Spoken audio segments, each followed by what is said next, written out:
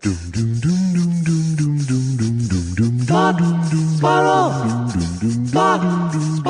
2 Jews, 2 mics, 2 hours, starting now.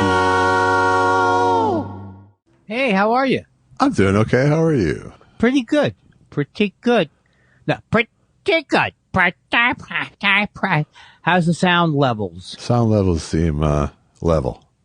Oh, that's not bad. Can't argue with that. I feel like I haven't talked to you in a long, long time. I think Wednesday to Wednesday. Yeah. Oh, I guess that's what it is. Yeah. Yes. And how are you feeling? I know we don't want to go too long. I'm not asking for the specifics on your codeine. Well, no, that was you're not even taking codeine. Oh, no. But how are you feeling? Old Jew Medical Corner. I am feeling it's kind of a night and day difference, if you will. I during the day I'm feeling pretty good. It's all heading in the right direction during the day. At night, lying down causes me a great deal of pain. And this is all natural, right? I don't know. It's I'm gonna probably. I mean, I have an appointment. I think Monday or Tuesday to talk with the doctor, but I don't know. It's extreme enough so I may check in. And when are you supposed to check in? Like, say if nothing was going on. What do you mean?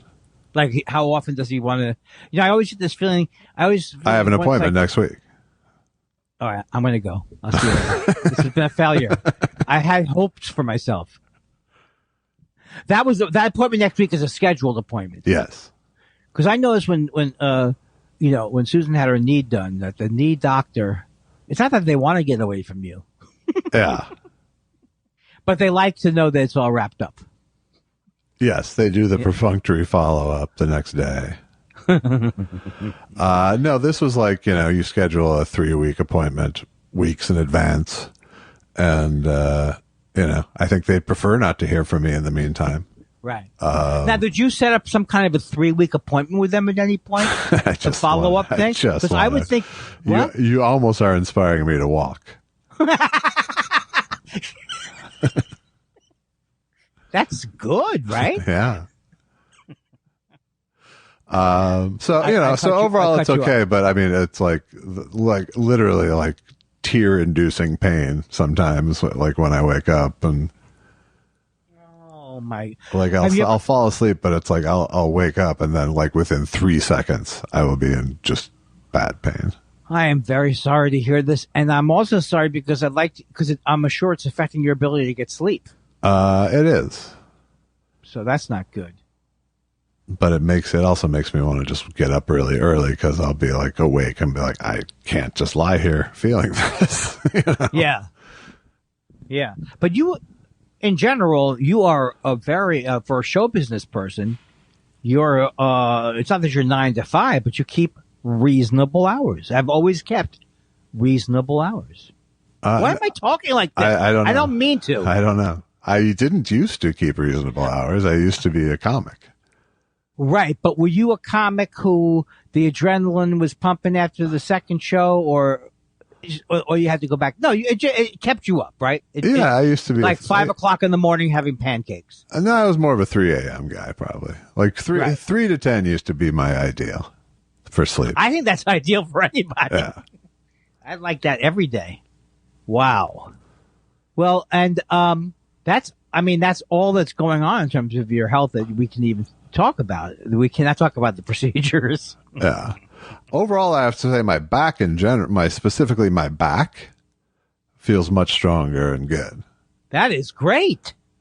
So maybe there's all kinds of electronic stuff still going on. Yeah. It's just, there's just all sorts of shit going through the nerves of my legs. And it's both unpredictable and like not, unlike a muscle pain, there's no pressure point. There's no, there's nothing, there's no physical adjustment you can make. Is it the most pain you've ever felt? I know you didn't give a childbirth. Well, the most pain I ever felt was still the colon rupture. But I know that was painful. I don't remember that I knew that. What was it like? You thought you were going to die in a second, or you couldn't figure out what was happening? It was just, I kind of figured out what was happening, but it was, it was just unbelievably painful. Man. I don't think I could have dealt with it. Lamaze breathing, kind of painful. I don't mean to laugh. Why are we subjected to pain? I do believe in God, but weekly I believe in God. But I'm starting to be one of those. If there's a God, how come there's severe spinal pain? All right. One of those people. Well, I hope you feel better. Well, thank you. Yeah, I hope so too. I don't want you to be in extreme pain, and that's not even the kind of pain you can pain pill up. No. Yeah. It's breakthrough pain. They do have a miracle thing, not to change the subject, but to change the subject. For these migraines, they seem to have a miracle thing now for these migraines. Oh, that's good. That if you take it early enough, you won't even get the migraine. I like it. Susan gets ocular migraines. I get them at least once or twice a month myself. Oh, but she says there's no pain to it. There's no pain. It's just, sometimes it will, as the ocular part of it dissolves, it becomes a headache, like a sharp headache to me. Ah, okay. But tell the people what that is. What a sharp headache is. Good delivery. No, what an ocular thing is. Ocular migraine is where you get these sort of peripheral, sort of floating, like they aren't floaters, but it's it's almost as if you've rubbed your eyes, and you have that effect in the periphery of your vision that won't go away, and it's super irritating, is what it is. As a photographer, Susan doesn't enjoy when she got them until they were diagnosed. And when you first get them, you go, "Oh shit, I'm dead. I have a brain tumor." How could this end? How could this even stop? For me, like a sharp jolt of caffeine will often help. Oh, is that like a medically thing, or you don't even know? That's just anecdotal. Because they don't really know exactly the trigger of it or what's going on. Right. They think there's something happening in the right schmappa boom boom that causes deflation in the confluence. It couldn't be that, because I had a schmata boom boomectomy a while back. Are you sure? Sometimes they say there's like a phantom schmakadabupa that you feel like for months afterwards. You go, "Oh my God, there's my schmakadabuka." You know that if you keep giggling, I won't stop this bit. Okay. No, don't. You know how shy I am.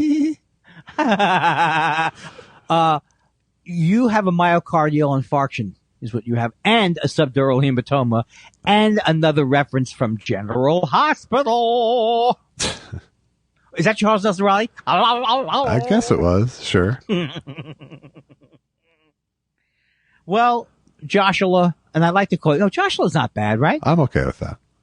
But you know what it is? If Joshua's bad, or any nickname, I used to get so mad at my comedy partner, Bill, because he would call me anal Kindler. Yeah, see, that's annoying.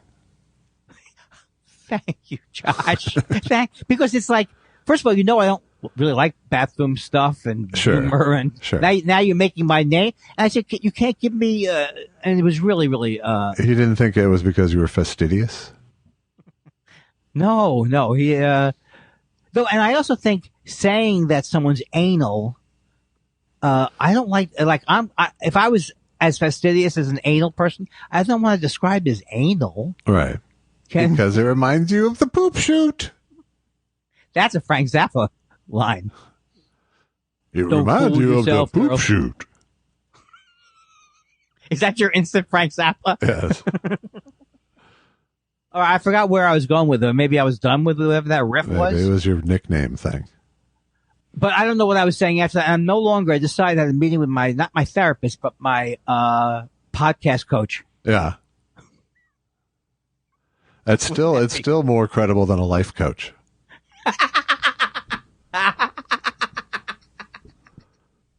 You could give someone actually maybe 20 minutes of podcast tips in the first lesson. You probably could. That would be real. I heard from our friend Jake Hogan, and he was looking for podcasting tech advice. And is that really true? And I explained like the ridiculously convoluted way that I record our show, and he's like, "Yeah, I think I'll just use Blankcaster." I was like, "Yeah, I think you should." And I preface it with, there's a better way to do this, but since you're asking, this is what I do. Yeah, but you've arrived upon a thing. We just won a Edison Award, didn't we? Sure, yeah, for sound? absolutely, yes. Is Edison sound? A Con Edison Award for our power use. It's weird, though, because Edison gets most of the light bulb cred. Yeah. But he doesn't get as much as the phone. I guess always, I don't know. Did he rip off everybody, or does it even matter at this point? Well, the phone was Alexander Graham Bell. I knew it. Wait, are you sure? I meant the light bulb. The light bulb, that's Edison. Right. And you started with the light bulb. Yeah. Did you ever hear the joke that my mother told me years ago that I still think is hilarious? Give it a shot. Okay. Now, my mother says, I don't know where she got the joke, but she says one day at dinner, she goes, I got this joke. She goes, most inventions are discovered by accident.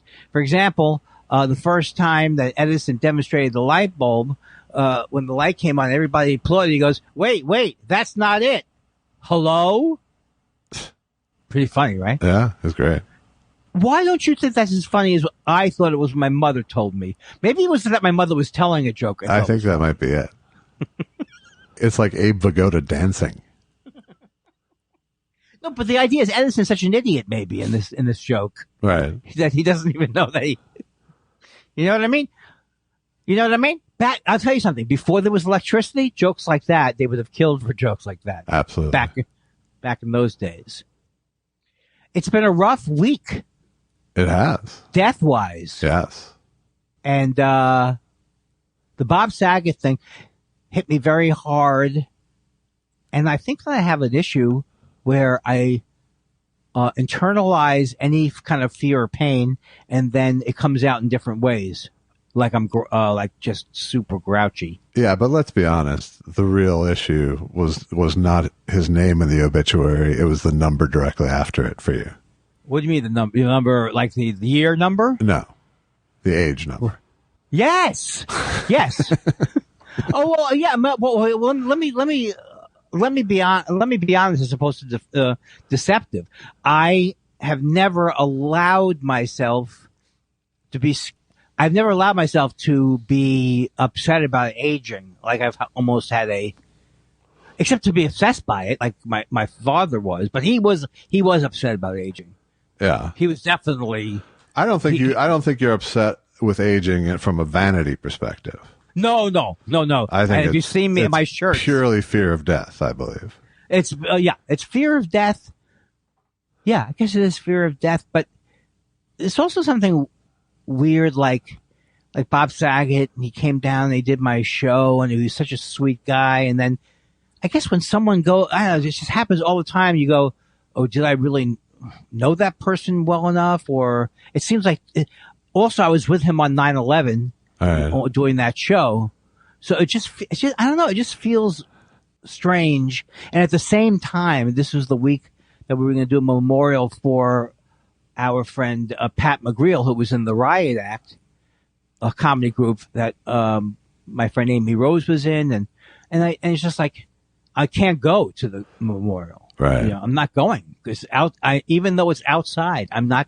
You know, I cannot bring Omicron home if I can avoid it. Yeah.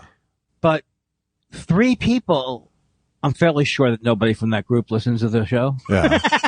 But 3 people of that comedy group have died so early. But I know it's not early historically. People die in their 60s. But I think it's a growing up thing for me where I don't know. But I don't want, instead of just taking it in and going, oh, that's fucking sad, I kind of subvert it. Was that the right word? I direct it into my fear of nuclear war, or you know, the reason I kind of like, I don't know what that part of the human condition is, but I guess you just don't want to think about it. But then it's still churning. Yeah. Yeah, well, I mean, I think, deaths can cause fatalism, quite literally, I think the other thing too was, and, I'm, obviously deal with this thing in the therapy where there's like, I feel there's a thing where the show must go on and I can't cancel and all that kind of stuff.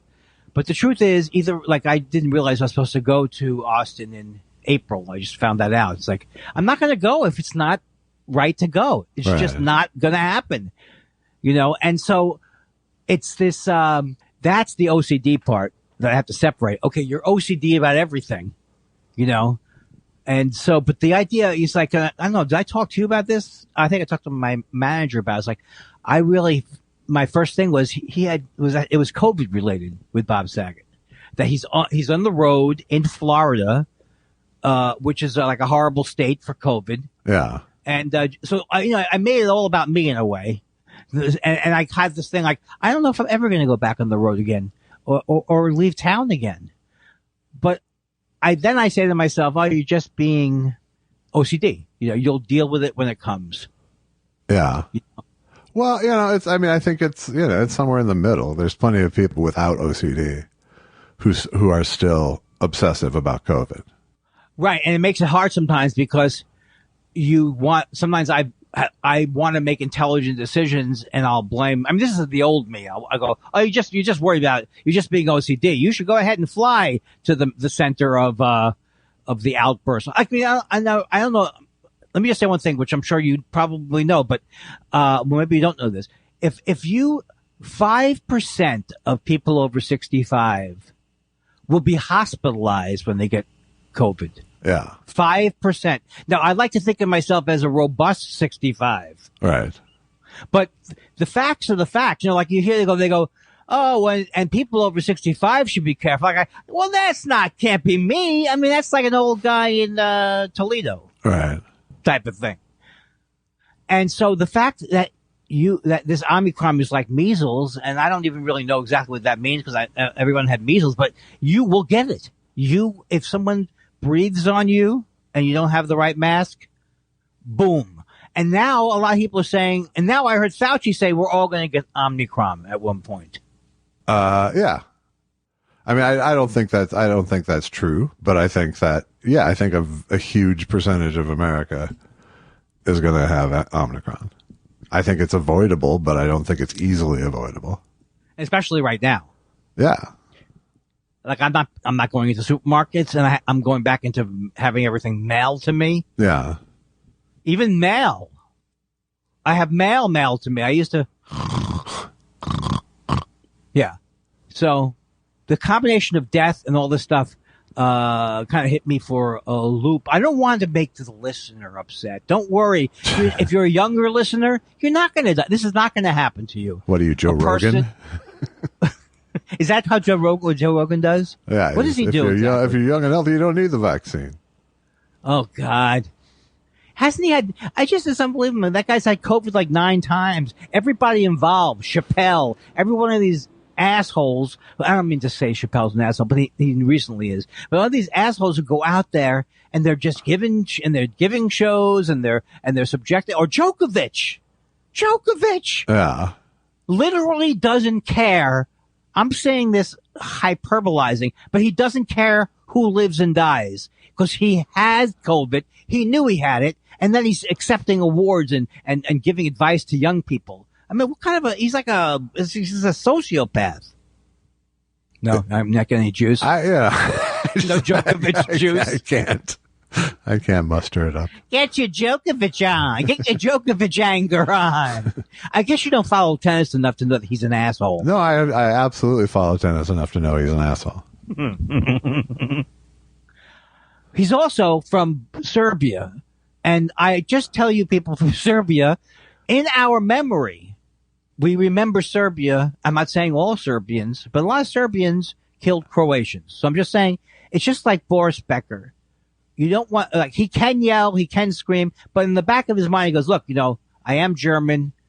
Maybe I should tone it down. He doesn't tone it down, Boris Becker, because he's actually engaging. But if I came from Germany. Well, also he's 60, so.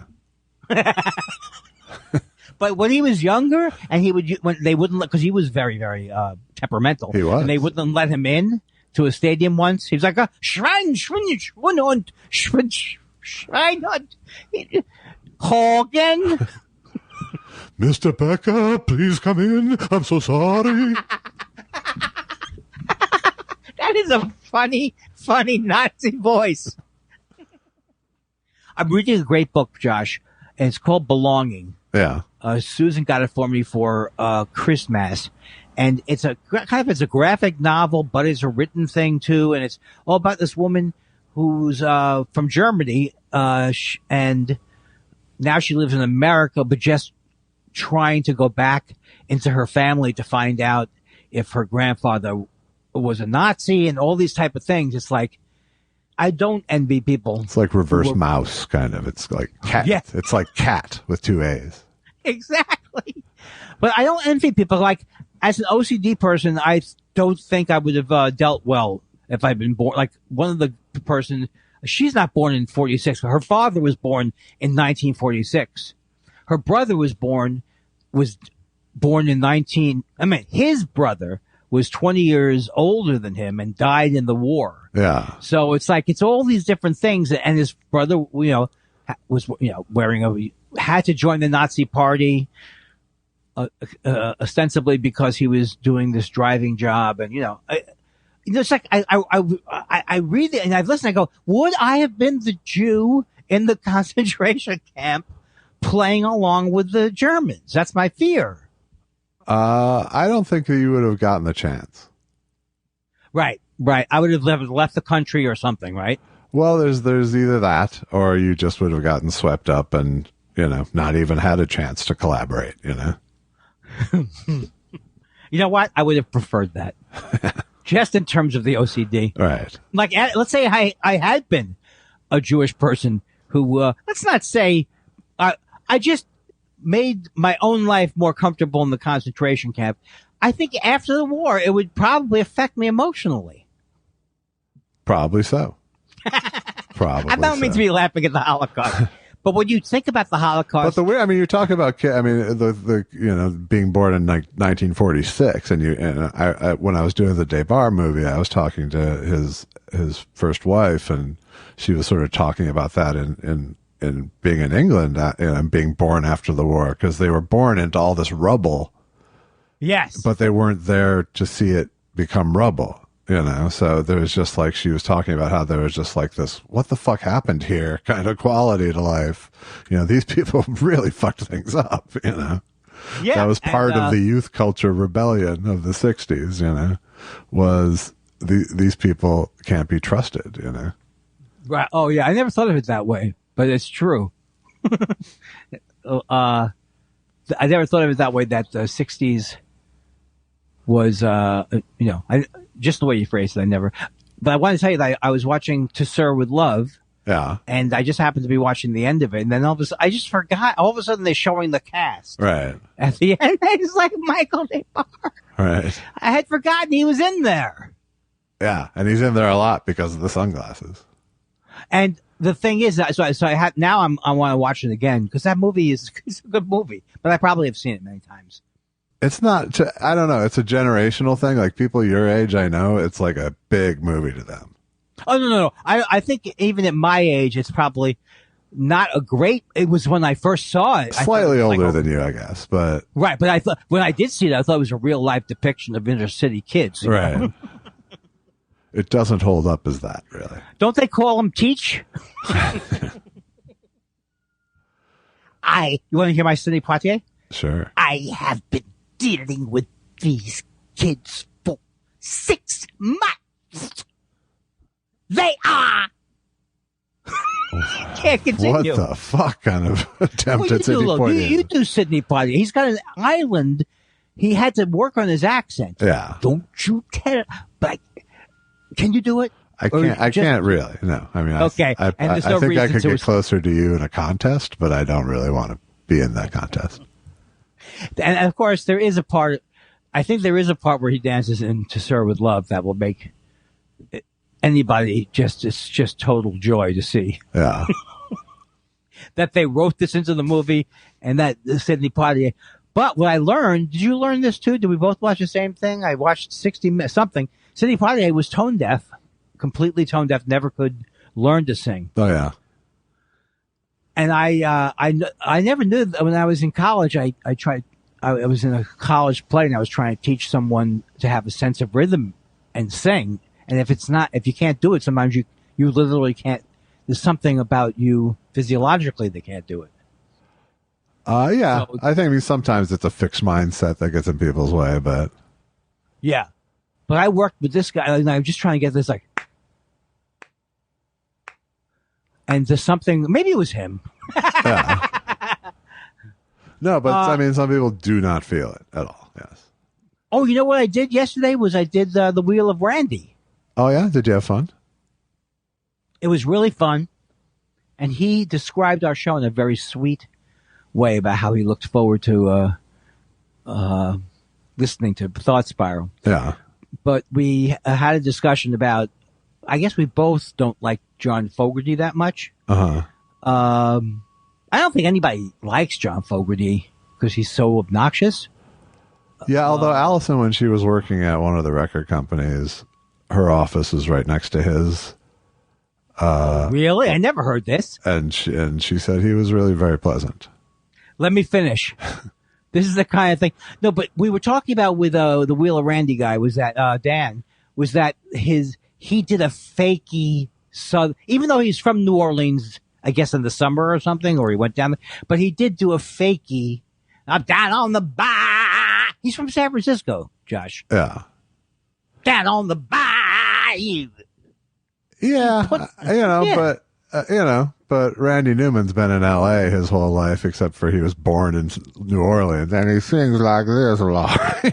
That's how we talked about it. Yeah. That's how we talked about it. But I have never, because as a singer, I had to go through that whole thing where my father goes, "Why are you saying I'm wanna sing it dong?" So I tried to get that out of my own voice, any sense of an accent. But there was there was generations of singers trying to sound British or black or whatever, But he claims but Dan says that he did spend a lot of time in New Orleans, like every summer in New Orleans. And that's why he does, and I think he does have, his angle is, there's some jazz and blues to it, but still, he didn't come out of the womb singing like that. No, but I love it. I just believe that all great pop voices or rock voices have some affectation built into them. Right. I know what you're saying. I guess I think of this very personally because I didn't realize that the reason why I stopped playing music was, I've said this on the podcast a million times, I learned to hate my voice, hate my guitar playing, so to me, I was always like, it would be I couldn't at some point start, if I heard myself imitating anybody else in a song, like the way you sing, you can sing in a million different ways. Yeah, but what I don't have is my own signature voice. I guess is that how you feel? Because I just feel like no, I absolutely don't. I change my voice to fit the song when I write them, and I sing like the original artist when I cover them. Yeah, but you also enjoy that a lot. Yeah, it's a realization that I don't have a special voice, but I have a very versatile voice. Yeah, and to me, I have tried to strip all artifice out of my voice at an early time. Not artifice. Yeah. I saw it as artifice because I thought my voice is terrible. Everyone, and please don't do the joke. They may be onto something. Okay, I won't. Even if you're thinking it. Okay. People made fun of my voice, so I was always so self-conscious of my voice. So at an earlier age, I thought that good singing for me would be like, that's not even too much. It's like no vibrato, no attempt to hit the note. Right. Just attempt to make a sound that wouldn't be too, kind of how John Lennon felt about his voice. I'm not comparing myself to John Lennon, but he kind of hated his voice, so he would disguise it. Well, he would double it no matter what, too. Right. But don't you love his voice? In the context of the Beatles and John Lennon, once he was already John Lennon? Yeah, of course I do. Right. But I don't know that if John Lennon, the solo artist.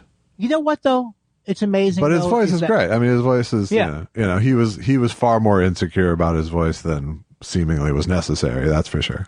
And so I guess what I'm saying is if John Lennon was insecure about his voice, and he shouldn't have been, I mean, it's like, and he was looking, it just shows you that, I mean, it just to me pointed out that how much insecurity, I mean, I guess everyone knows this except me, But I thought I quit music because I got bored with it and I got tired with it, which I kind of did.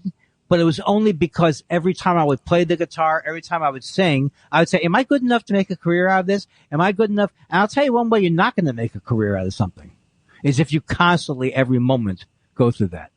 Yeah, absolutely. I mean, the one thing that successful musicians have is unbridled confidence, Yeah, and by the time I had gotten through that, because in college I was in a band and the band was kind of popular. We weren't a great band, but we had that young, and not even for me, confidence, because I was not confident.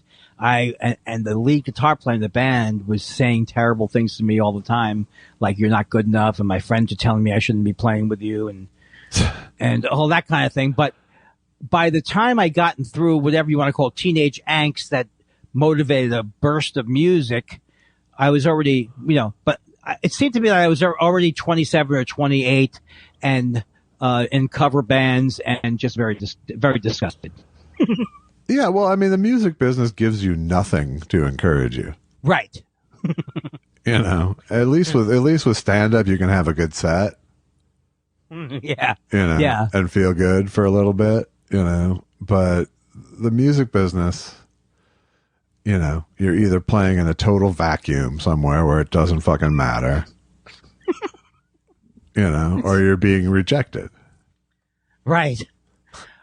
But and constantly seeing people you feel don't deserve it passing you.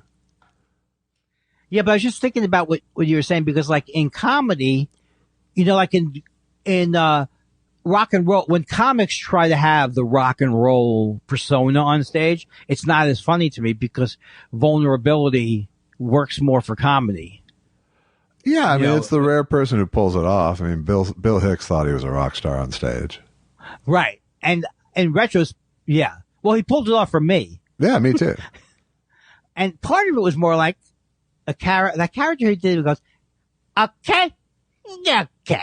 Yeah. That was a character he knew he was being arrogant. Yeah, but I mean, I literally believe he pictured himself as a rock star on stage. Yes, that's true.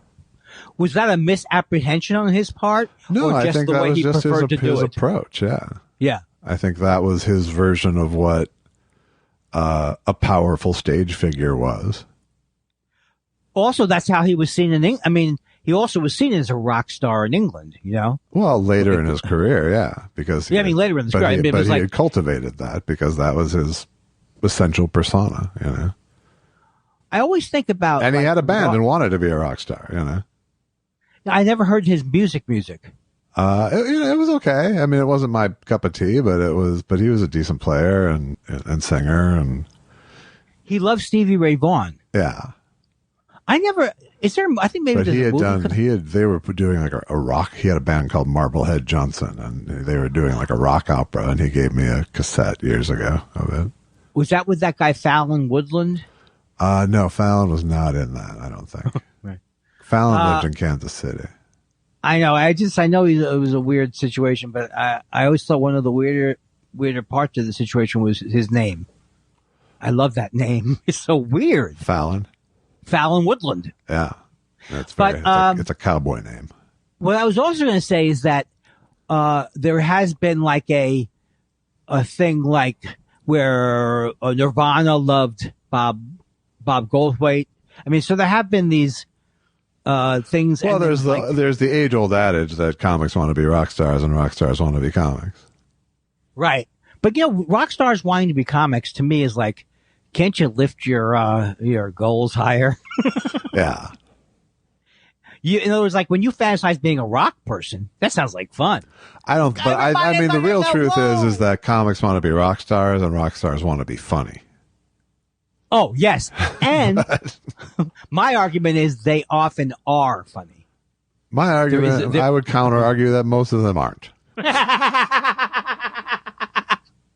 Okay, you know what it is when you see someone like Randy Newman? Yeah, well, if like, you're fresh off the wheel of Randy, then yeah, it's easy to think that musicians are funny. But what song did you talk about? I talked about Wedding in Cherokee County. She don't know nothing. She don't do nothing. Maybe she's crazy. I don't know. Maybe she's crazy. I don't know.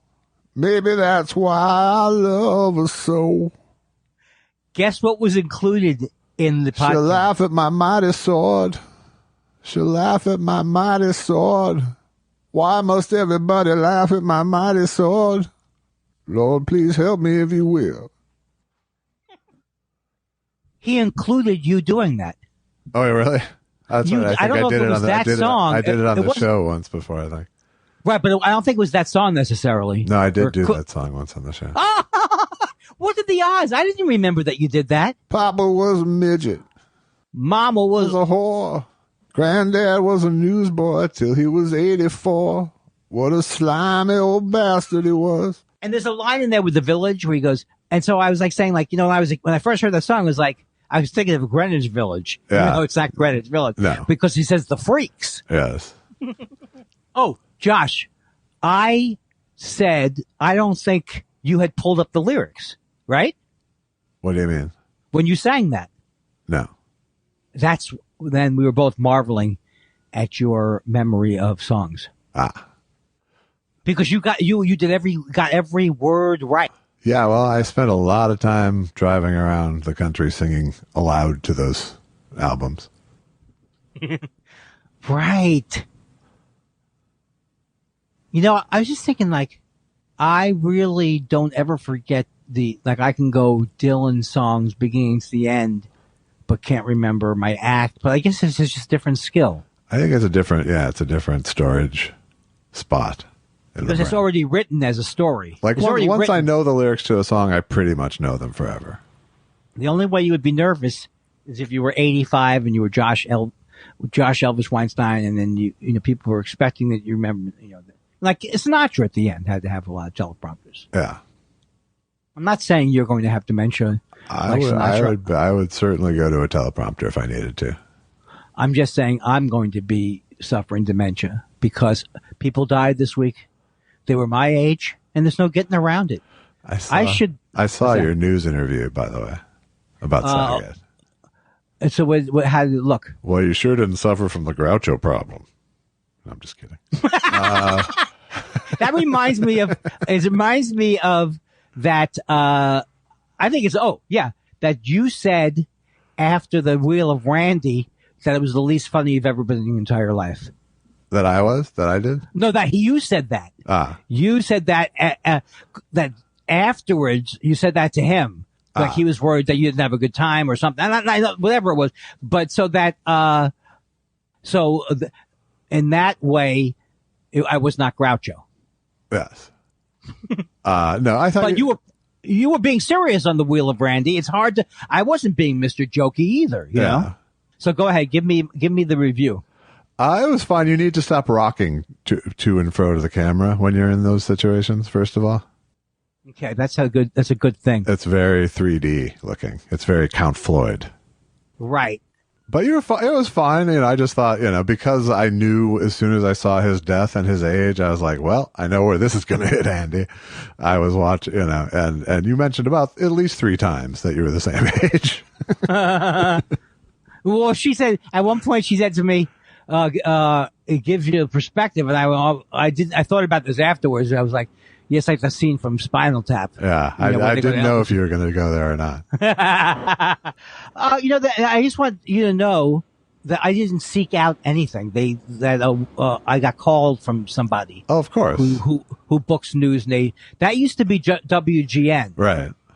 And now they're News Nation. So I just wanted people to know I wasn't like in a suit that day, you know, waiting for the calls. No. That much was clear. I didn't think you solicited the interview. And you told the call sheet joke. It was. Yes. Yeah. You know, the thing is, there's been a few other times where I've talked about someone when they just die, like on the Majority Report when Michael Brooks passed, and it never feels good. Yeah. It never feels like you. But then I shouldn't be applying a performance barometer to it. Right. Well, I mean, the other weird thing is that you weren't actually really close friends with Saget. Well, that's the other thing. I never said I was close friends. No, I know. I don't. That's not your fault. And I also thought it was good that I didn't I almost was going to point out that you say, but I thought that would make him too much about me. I wasn't really get good friends. I thought that would be, I shouldn't say that at that point. No, I think you. But you got another chance to say we were the same age. Well, that was it. That was the basic thing. Basic thing about it. I don't think so. It's like, it's so funny. I always look at like, when people come on and someone's died, I never think about, how does it look where they are? Boy, you can do that when it's yourself. I mean, I'm not it's a very short depth of field here. Yeah. I thought it was, I was actually sort of taken aback by the sort of universal, what a great guy sentiment that came along with his death. Well, would you like to talk about that a little? Sure. And I have no beef with him whatsoever. But I never got the sense of that really. I get, cause my first real, involvement with just who he was at America's Funniest Home Videos, right. And I came in to replace him essentially, I came in to replace his comedy. He didn't know, did he know that? Yeah. He must have known that. Yeah, he knew that. And I've always said they hired me to desagatize the show. Right. But I couldn't stand listening. I mean, I don't want anybody getting me wrong. I loved Bob Saget, but I could not listen to any of the funniest video. I couldn't listen to one. Well, that's the thing, So the perception of Saget at the TV show he had just been relieved of duties from and had been at through 7 years. It's like people were sick of Bob Saget at that show. Right. But personally. I think, yeah, absolutely. Yeah. They were. But it was young Bob Saget at the height of his popularity. I mean, he had two top 10 shows on simultaneously, and was, so to judge who he was at that moment versus who he was for the ensuing 30 years, is not an accurate barometer of the guy, but that's the lens through which I kind of knew him. Was through those people, but I think his image and reputation within the comedy community was totally different, Well, because he was also at that time so desperate to save his comedy credibility, despite his 2 top 10 shows that were undermining it. Yeah, and they did undermine it, and it's so interesting to me because if I hadn't been on that show, the Raising Dad show, I never would have spent time with him, and he probably would have remained to me somebody I made. Not that I directly made fun of him because he wasn't bothering me like. Yeah, he wasn't that worthy a target, Yeah, and you couldn't go after Full House. I mean, there was no reason to go after. Yeah, no, you can't go after someone for just working. But I mean, you can. But what I said about him, I think was. Sincere for me, that I felt that he did have a warmth.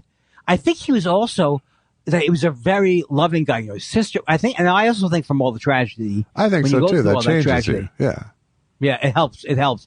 But once when he played the particular show, yeah, I texted to him. I was in that show, by the way, wasn't I? I think so. I don't know. I think I was. I really mix up everything. Do you remember? Yeah. I remember. Mark Maron was in that show too. Yes. Okay. So I said at one point he was very, very insecure about because didn't do any alternative rooms, and so he kept texting me. Well, what am I supposed to do here? What am I supposed to do here? So, but then he's also joking at this. He's also joking, right? So I say to him, I think that you should take your cards, read off of cards and like an alternative comic and talk about auditions, right? And he wrote back. He didn't know I was kidding, so he wrote back, I don't do that. That's not my act, really. And the thing I got from that was. For someone like me, I go, well, he must never feel he's rich, he's wealthy. He's but I think it always kind of bothered him in a way that he wasn't necessarily, he saw himself as Groucho kind of. Yeah. He saw himself as a comedian, and he was a comedian, but he was very concerned. I guess he was just concerned because of people, how they saw him and, And I just think it was natural that he was like that. But I think that's maybe why he could have come in. People could have gotten sick of him maybe at that show. It was like you could sense his own frustration. Well, I mean, it was the dichotomy of this guy who's clearly on top of the world, and yet, right, doing everything he can to feel bad about it. Yes. Yes. But he was also, I think, right around the time that he left AFV, he was when his divorce was too. So yeah, I mean, that's the thing. It's like, I'm not speaking out of school when I say that he liked the ladies. He was attracted to, so he was like, he was susceptible to a lot of things that if you had a lot of money and success, you could fall prey to. I do think that, I don't thank God, but I do think, had I had a lot of money at some point, you could just so easily see how you could go off the rails. Right. Maybe not you. No, I think I could too. I mean, but I guess my takeaway though was a couple things. One, the thing that he was fighting against, which was Full House and America's Funniest Home Videos being the first line of his obituary, he never accomplished. But the flip side of that is that just the overwhelming sentiment about him was that he was a lovely guy. And I think that's lovely. I think that's great. I think that's a fucking great way to go out. Yeah. And I think it's a great way to say it. And also I think that, I hated that show, Full House, whatever, but for kids, that whatever good guy feeling he had, he could put that into that part. Yeah, and I think he ultimately, in his older age, embraced the dadism of his image. I think, Yes. And I think that's true of a lot of people who are trying to escape an early success and then come around to, well, if that's what I am, that's what I am, And, because he told me that... like, I'm sure Mark Hamill's a lot more excited talking about being Luke Skywalker now than he probably was in 1985. Oh, yeah, I didn't even realize that there must have been a time when it was like, please shut up. Right. Luke! I'm happier about being Servo now than I was probably at 30, I just had a friend, a cameo, a person who has bought a couple of cameos. She just started listening to the show. Rosemarie. Hi. Shout out to Rosemarie. And Maury Amsterdam. And and she said she had no idea. She was listening to the show for like a couple of weeks before she realized that you were on Mystery Science Theater 2000, and then she got thrilled. Well, good. It's like that's a value added credit. Yes, exactly right. Yes, that's true. You're never going to have to be worried about being pigeonholed as Servo. Because no one cares? No, I didn't mean it that way. I meant like it was a good experience, even though it was a painful experience. It's not something that's going to haunt you. But again, like I said, it did haunt me for a time, just because it was such a terrible experience on some level. Right. But I'm not laughing at it. But Cinematic Titanic did a whole lot to just sort of reframe everything for me. Yes. Yes. Yeah. And then make you feel good. Mostly because it made me get positive vibes from fans instead of just reading people trashing me online for years. Oh my God. Why would they trash you online? I don't even understand. You're not on the show when they're trashing you. No, that's what they're trashing me because they don't like me as much as the people who replaced me, or because whatever, They don't like history. They didn't like me. They just didn't like me. Well, it wasn't you. It was your version of Servo. All right. We didn't live up to their right. Even though I invented the character. I wanted to tell you before I forget. There's a guy. You know a guy named Andrew Zimmern or Zimmern? Zimmern, the food guy. Yes. Yeah. He did a great thing about Minneapolis and all these different areas. There's a place that he is co-owner of that's down near Bar Gracia. Anyway, there were all these places I hadn't known about. Spoon and Stable. Yeah. Have you been there? I have not been there, but I know. But you heard of it, right? I know of it, yeah. He's a guy, he settled in Minneapolis and sort of adopted it as his hometown. Right. I don't know much about him, but I think he's a pretty good guy. Oh, he had that show Strange Foods or something like that. Strange Eats. That's right. Yeah. He does eat things that I could not eat. Yeah. I just can't. I can't. When like he's a peppercorn. No, but like he's going. Oh yeah, he's in this place that's a Somali restaurant. I think it's a Somali restaurant. It was funny because he's in a Somali restaurant and Ilnar Omar was there. Elon Omar. I know I said it wrong. What is it? Ilhan. Yeah, Omar was there. Right. Right? Did I get that right? It's Sharif Omar, actually. What if I kept doing this for 10 more minutes? I would go into, who's the guy who went, Uzbekistan? Herman. Yeah, Herman Cade. One of the first guys. Uzbekistan. Yeah. I mean, in the moment, you could see how that was hilarious. Sure. You want a certain amount of Norm Crosby in your presidential candidate. So anyway, Andrew's I'm in nuclear pontification talks. Anyway, this guy Andrew was eating. He was like, they're bringing out the goat. He's like, oh, right. And he's like, he's almost salivating. I've never eaten goat.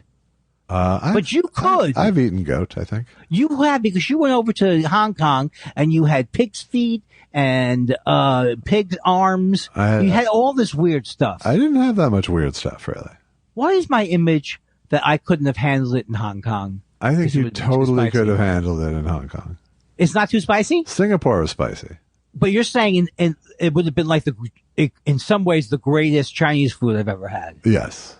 But I always get nervous with street food. Well, I didn't eat a lot of street food. And it's not a big street food place. When are you guys, what is happening? Is Hong Kong gone? Is it closed?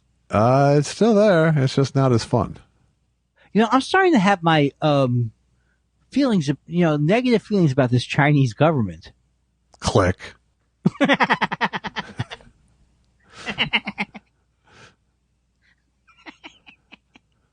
I get every week I think to myself when I'm alone about the bit about chickens make bad house pets. Yeah.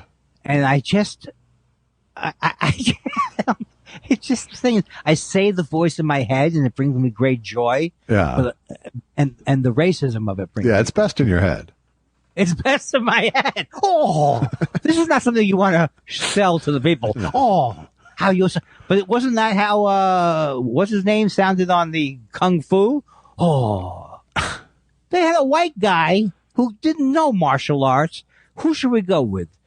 You got Bruce Lee? Oh, who else you got? A white guy who doesn't move well. I'm upset about past racism. Yeah, that's a lot of people are. Not as much as me. Biden gave a great speech yesterday. I know this isn't going to play well in the future. Sure. But what a great speech. And I'm liking Joe Manchin more every day, huh? Oh, yeah. He's a real asset. And is there anything else in the news? Oh, God, you're going to hang up on me. Yeah, you bet I am. No, don't do it. The reason why you shouldn't do it now, I'll tell you why you shouldn't do it now. Why? Because it's hacky, Josh. Okay. It's fucking hacky. All right. If you hung up, as opposed to the quality stuff you'll be doing over the next 2 minutes. You mean when I go, look, wait a second, hold it a minute. I'm just waiting for, I just want to say one thing and then you'll hang up. Yeah. Wait, before we go and before you hang up on me, I just would like to say he'll never see this coming. Welcome another one of Bob Saget's very close friends and fellow comedian, Andy Kindler. Thank you so much for joining us. Thank you. How long did you guys know each other? We're the exact same age. He was 5 months older than me. I would think that when you heard the news, you were just kind of stunned. Being the exact same age as him, I was a little selfish about how it hit me. Well, it puts you in perspective. Yeah, exactly. And I did not think that dying would happen when my parents didn't tell me anything about this. Yeah. And I don't plan to die on my own, but I don't think of myself as old and I'm his age. And we're not creaky people. Well, Andy, peace Range. and strength to you. Peace. And may we all learn from this that we need to seize the day and to live every day to the fullest. We're the exact same age. Okay. Ring, ring. I wait a second. Then I say, hello. That's good. That's good. Oh, It's a good God, read. It's a good read. Why do we have such a long life expectancy? You know what I'm saying? In the cave people days, I would have been dead by now. I wouldn't be wasting everyone's time with these ridiculous dad-like observations. Wow. You're coming out. I know. You're coming out of the gate hot. But not the kind of hot you want. No. The kind of hot that turns into two things: self-recrimination or what's your trip? You know, Right. if I push it towards your way, Sure. Josh has guess he has a little sound in his voice this morning. What is it? I'm taking Andy Kindler down in his throat. That's a little too crazy. Hey, you know, the old house or something near you is like, I think looks like a factory is being built over there. It's they turned a little shitty house into a big shitty house. I've always said, I told you this many years ago. I want to have a mansion on an end lot. Yeah. I don't know why that seemed funnier in my head. Yeah. It's not enough word picture going on there, really. Well, look, let's not talk about let's forget about the elephant. Let's not forget about the elephants in general, that they still do suffer. They do. But there was a big fire. We had a big fire about 5 feet away from my house. Yeah. My apartment. Don't say anything. Okay. Don't identify it. But here's how there's either something wrong with my smell mechanism. What's that called? Your nose. Oh, thank you. Susan says, I smell something burning. And then there's a couple of things going on for me. I don't want to deal with it if it is a fire. All right. And then the whole thing just annoys me. I'm sitting on the couch.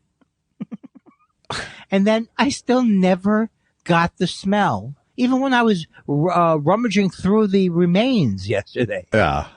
So something's wrong with because it does have a smell. It had a smell to it. It had smoke involved. Really? And did you feel it more? No, you felt it less at your house. We had no awareness of it here. And Allison was upset like you, like because a fire was close, therefore we're in danger of fire. You know what? It gets you to think a little bit. I guess. You know what I mean? Like I see in the fire area that there's buildings next to fire area that did not go up in flames. Right. That could have been at my place. Well, I mean, one of them was a smoke shop, so they were just asking for it. Mike's smoke shop. Where there's smoke shop, there's fire. Although I do want to say, in the defense of the smoke shop, it did close a couple of years ago, I think. Yeah, well, in defense of the insurance arsonist, both properties that burned were closed. I gotta tell you something. The whole thing does not look fishy at all. No. You know what I mean? Here's what happened: an abandoned ramshackle rat trap went up in flames. Right. But you know what? That's the kind of thing like that lends. I was trying to think if I ever been that close to a fire before. And it would be sad if I hadn't, I think is how you're laughing. I'm just laughing at your ability to narcissize any event. Why did it happen to me? What's wrong with my nose? Josh, I didn't smell it. I didn't smell it. And I had to apologize to Susan for telling her, you're just going through some kind of hysterical feminine thing. Right. Oh man, I'm up. Well, I am. I am coming out I'm not only coming out of the gate hot. Yeah. That's all I am. That's all I got. So you are just coming out of the gate hot. Yes. That's what makes it not interesting. Yeah. No. It is interesting. I think it's interesting. It's like I told you, my acting teacher who said, you want to fight or fuck? You want to fight or fuck? Yeah. Yes, you have. Do we have a sting for that? We're talking about this again. We don't. We should. If I was in better shape, I would make a sting for it. It lives on its own. Some things live on its own. You want to fight or fuck? I'll never forget that till I die. Yeah. You shouldn't. And it wasn't a bad. Now here comes the misogynistic part. Yeah. It wasn't a bad thing. In essence, Josh, isn't that what it's all about? I prefer to take more of a fuck or flight approach. I can't tell you how many instances after college I got in trouble trying to apply the same philosophy. I would think. My next door neighbor lady with the nice garden. All right. I said, "What are you growing here?" Oh, she says geranium. I said, "You want to fight or fuck?" All right. Excuse me. I choose 911. Hey, come on, lady. Come on, lady. I almost majored in acting, lady. I didn't because I didn't like the less act training. Oh, I don't feel well. Is that a Jonathan Winters No, I level? think it was a pure Kindler. Oh, you know what? I tip you know when people would tip their hats to other people? Yeah. It really sounds phony to me. It sounds like, it's over the top. I tip my hat up. It sounds sarcastic. Okay. It's sarcastic. You know, That's what it is. But back in the age where everyone wore hats, there was a lot more hat behavior. I just saw me and you in my mind's eye walking around with stupid hats and also acting like Revolutionary War people. Yeah. Oh, really? Okay. I had more of a pocket watchy sort of thing in my head. Oh, you know what I watched? I heard you say Oh, do pocket tell. watching. What's that? Yeah, pocket watching. No, I was very happy to watch Toby Huss was as outstanding in Dickinson. Yeah. And I've been now. I was watching it last night, and I was enjoying it. And I have again, maybe movie critiquing or show critiquing is not my bag. It might not be your ballywick, your It's not in my. wheelhouse. Oh no! I just realized something that What? I'm not able to access the thing that we have to look at. Why is that? I can't do it on my laptop because I've lost my passwords. Wait, is password the right word I'm looking for? I could do it on a small phone though. Why not? Right? Why not? Hey, cover me though. Okay. Right, okay. We don't have to go there yet, but No, but I'm just saying. That's why I'm saying cover me. okay. What I want to have happen is that I don't want to. Oh God, Oh, I don't know how you get to latest. Oh, okay. So the thing is, I'm hoping that didn't sound clunky. That last minute or so. Yeah. How do you do it? How do I pull Multitask. everything off with such panache and grace? Yes, because and are you doing a master class? Yes. Let's do a master class. Let's do a master class. We do a Completely master serious. class once a week, my friend. Oh. Oh my God, that's good. You are, you know what I'm saying? You are right today. WRY. Coming out from under the opiate shadow. That's what they have on that show, Dickinson, that made me want to do opium. Oh, Was that fun? And also, is it related to heroin? Are you asking? I'm asking like a dumb guy. Ah, okay. So I couldn't quite tell No, because I was thinking, look, we know that the oxycodones, that is a dead end, right? The oxycodone. I'll take oxycodones every day. Yeah. Well, Where's he headed with this? I was starting to think to myself, they seem to love that opium. Was it somehow safer with the drinking of it? But then they say opium dens, and then they say nobody has positive opium den stories. Right.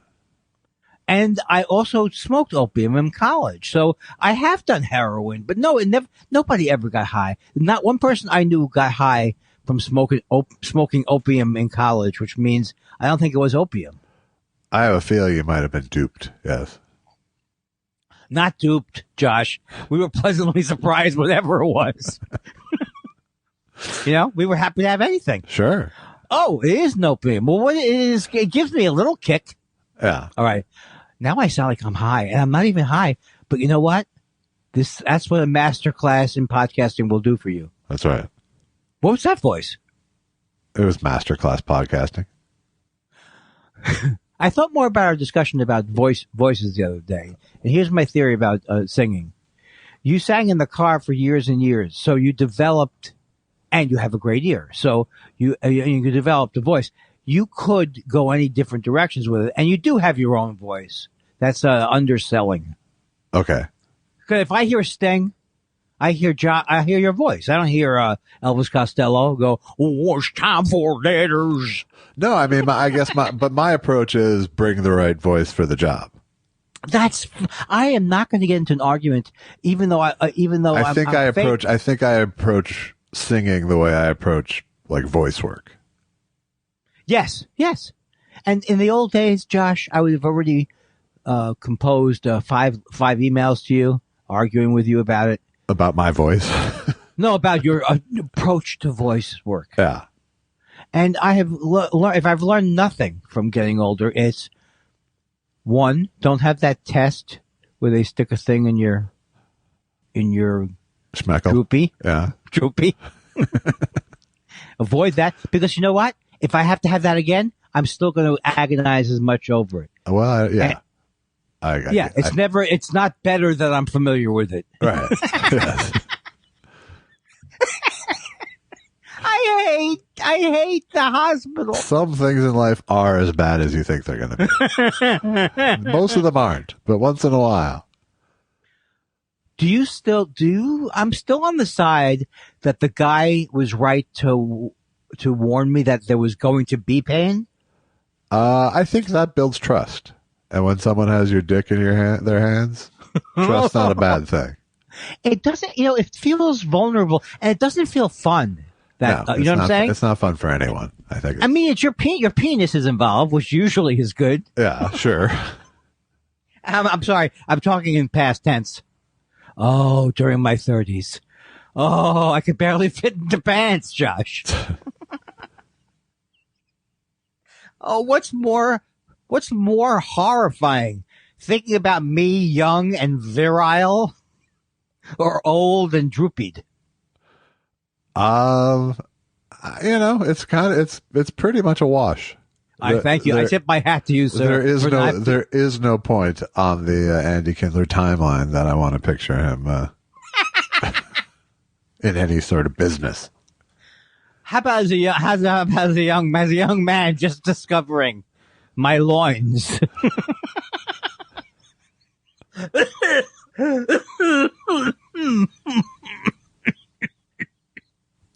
I'm okay. Don't call anyone yet. Oh, Josh. That was definitely one of those first act coughs. What does that mean? First thought theater? No, I mean, when you see a character cough like that in the first act, he's dead in act 3. I don't know. It's look, Welby. That's Marcus Welby. It's like Chekhov's congestion. Bones. Hey, Bones. Why do you fucking call me Bones? Okay, that's the end of that bit. Oh, this show. I want to say this about this show. Yeah, we are ribald. It's ribald. I've heard. I would go ribald or ribbled. Right, that's right. I think you're right. Ribald or ribbled. But I'm the guy whose sister and him thought that the word misled. Oh God, I hate this story. He hates this. Oh, I hate his stories. I liked Uncomfortable Silence more than that story. I don't blame you. Also saves me having to weekly perform one of my old life stories. See, you don't know when a person my age and my level of narcissism is either I'm at least just a couple of months away from repeating stories. I know I'm repeating them now, but I mean even more. Yeah. Where I'll have no idea. You know, say, hey, now, Josh, did you ever do anything about your back? Oh, God, this is terrible. This is bad. I mean, I'm not judging. I'm just saying It's going to be bad. Okay, I just cleansed my palate. Yeah. And okay. also, did I tell you that I watched Dickinson? You did, yes. I think it's a very good show. I also finished. Well, I like Toby. I like Toby a lot. So yeah, he's excellent. And I also finished watching Succession, which I was very, very happy with. Yeah, good. Andy Kindler says he loves the show. I mean, it's rocky early on, and it's always potentially rocky because you have a point of view that isn't quite real, but it's close. Right. But like you get that Kieran Culkin saying things, it just makes me laugh so hard. You know? Yeah.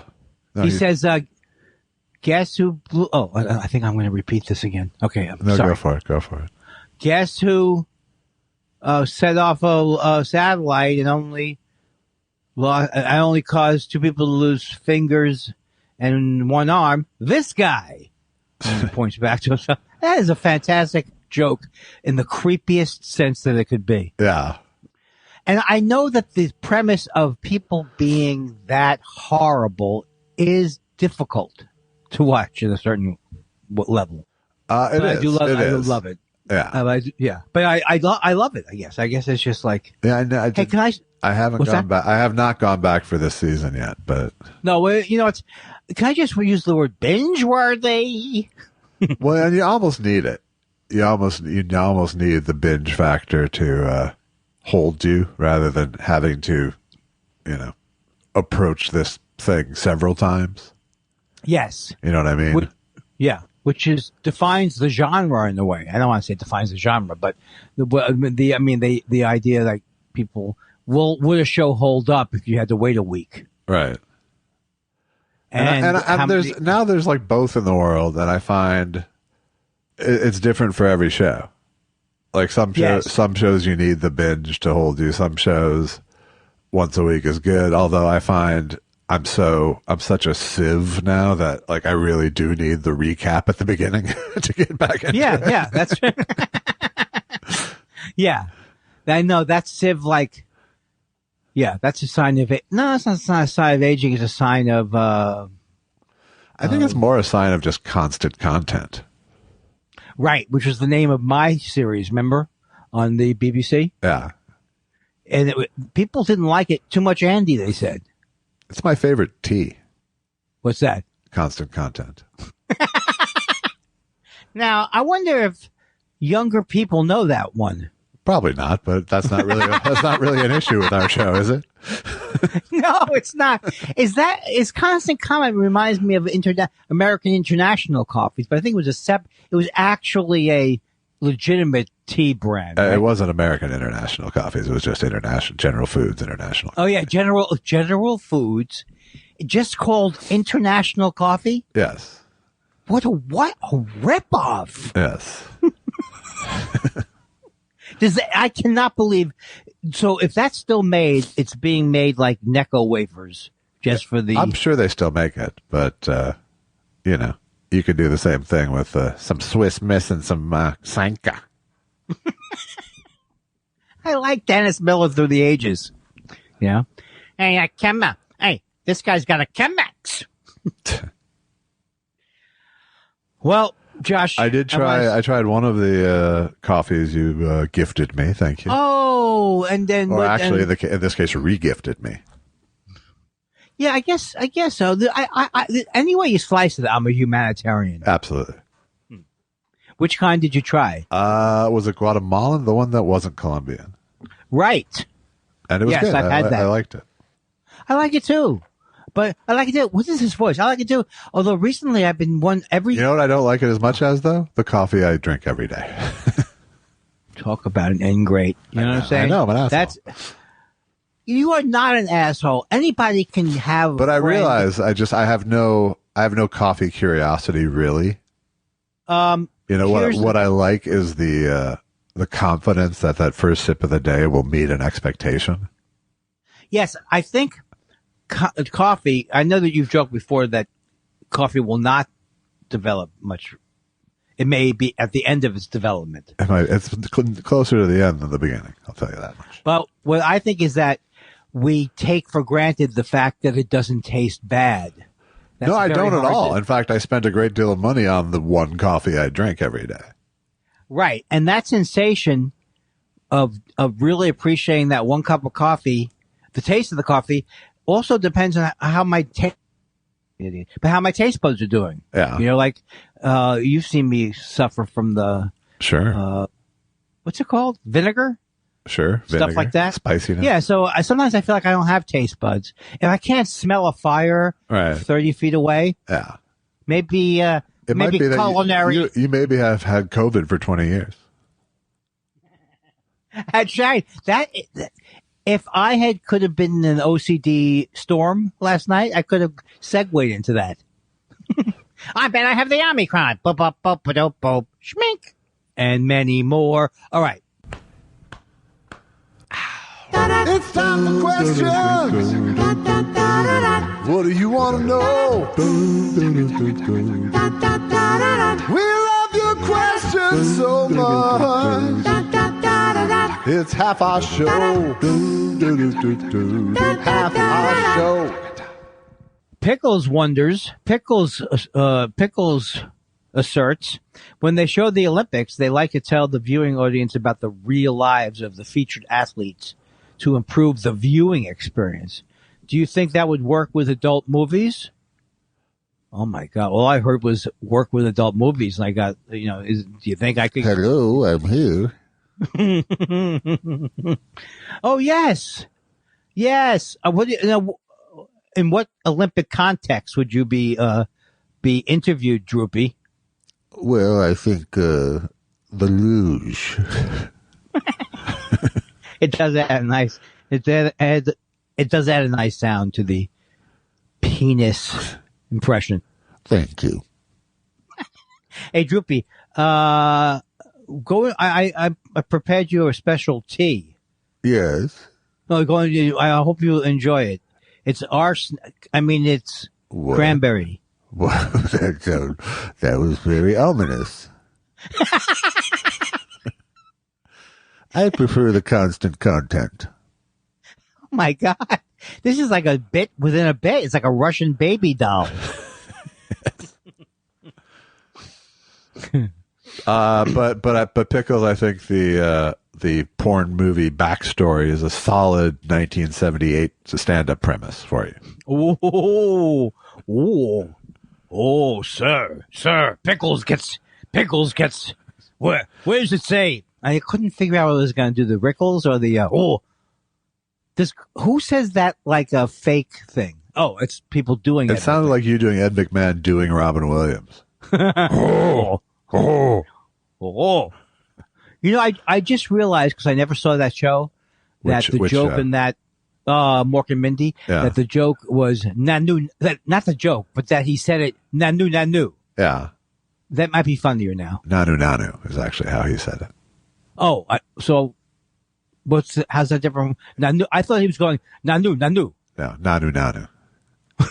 Stop saying your version of it back to my guest. Stop saying nanu like a fucking weird Eskimo. That's really, I think, racist what you did. Oh, weird Eskimos. Like you're saying there's Eskimos who could be weird? Yes. Yes, Andy. Oh, okay. Proceed. Dan Marsh. Oh, I will proceed. Sorry. Dan Marsh says, hey guys, got a question for you to gently mallet. Thank you for that callback. What was your worst encounter with cops? Any close calls back in the pre-legalization days? Pre-legalization. Oh, is this like a pot question? I think it's any, he was giving a potential in. Well, I've told you the story a million times, right? About going upstate with my friends, and I had pot, and then they asked whose pot was it. The cop said, the trooper said, and they both looked at me in the middle. And then I cried. Yeah. And said, I'm a senior at college. And if I get I'm not kidding, Josh. It's not a joke. No, I'm enjoying it. Please continue. It will make my ability to graduate. And then he said, consider this a gift. And he took the pot and he threw it down and he grinded it out with his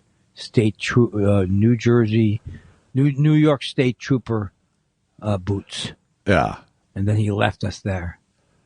I was left there earlier by my friend. I was about to say. And then your friend pulled out, leaving a crying Andy on the side of the highway. I mean, seriously. I mean, at that age, you turn to the guy in the middle. I know. I remember thinking like I was almost like Serpico in the fact that I did admit that it was mine. Yeah. Well, I like that. It's like one of the few times in life where you're going to actually get like high-fived for crying. It still felt shameful. It did feel a little shameful, I understand. not worse than the thinking about getting arrested. Yeah, exactly. The cuffs were way more shameful. I can't believe he really did consider it a gift. Yeah, he was right. It was. He did me a solid. He did. He did himself a solid too. There was no paperwork that night for him, but because that's not a big. That is not a big bust in 1974. No, he's not going to be cock on the walk with the little Jew arrest. Hey, did you hear what McGillicuddy dragged in yesterday? A pot smoker on the way to a Grateful Dead show. He was in a fetal position the whole time. He carried him with like a suitcase with his belt. Actually, I mixed up two stories in my head. The time that my friend, that idiot who I don't know who it was, dropped us off on the New Jersey Turnpike on the way to a Grateful Dead show. Oh yeah, and without telling us beforehand, he goes, "I'm dropping you guys off." And that was the time. This is another true story if I've told it before. So the cop is a New Jersey cop. The state is still not been decriminalized yet. Yeah. So this was for real. New York State had been. And the cop says, we're hippies. And he says, you have any stuff on you? So he opens up my friend's backpack. I'll never forget it as long as I live. He takes out those little film vials that has pot in it. Yeah. He lifts it up. He looks underneath it. And then he sticks it back in. Wow. Because it's just a film vial. Wow. How? Are you kidding? Right. If film canisters never made it into police training, then that's one of the great ball drops of the 20th century. Yeah, but I think I used to do a bit about but he's thought to call it. They trained him to call it Chiba. You know what I mean? Whatever they trained him to do was wrong. Right. Are you on the Mary Jane? But then he can't identify the actual container that pot is sold in often. Right. Well, not sold in. I went too far with that. So those are two good stories. I'm very happy with them. But I think we have to admit that when pot started to be sold, the film canister was the model for the way that they were selling pot on those plastic snap-on cap things. That's true. It's absolutely true. I feel like it's a OG, whatever that means. Original gangster. I know. I'm pretending to be stupid. Oh. Why pretend? See, again, I never can tell when you're... Beep-a-da, boop-a-da, ba-ba-da-ba-da, boop-a-da. You like that voice? Yeah, I do. Jason, excuse me, I'll create a little, you told me always create a little pillow. Okay, there's a little pillow for you. It's a cushion. It's a cushion, not a pillow. Oh, cushion. That's what I did. I knew I was onto something. Like when they talk about Reagan seeing a White House and a thing. All right, look. Jason Reagan's press secretary, Norm Crosby, ladies and gentlemen. James Brady had a very excruciating experience. Too soon? Jason bringing Grumpy back says, you must pick one. Bringing Grumpy back, throw his last name. Yeah, being Parton. You must pick one, but neither answer is a bad one. Tom Lehrer or Victor Borgia.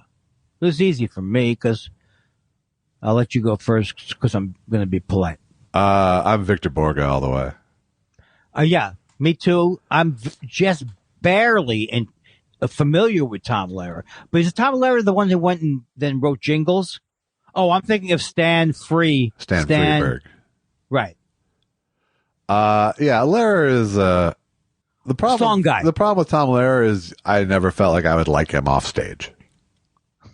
I don't remember him. Give me a little. It's sort of Ivy League piano comedy. Well, two things that I can't do.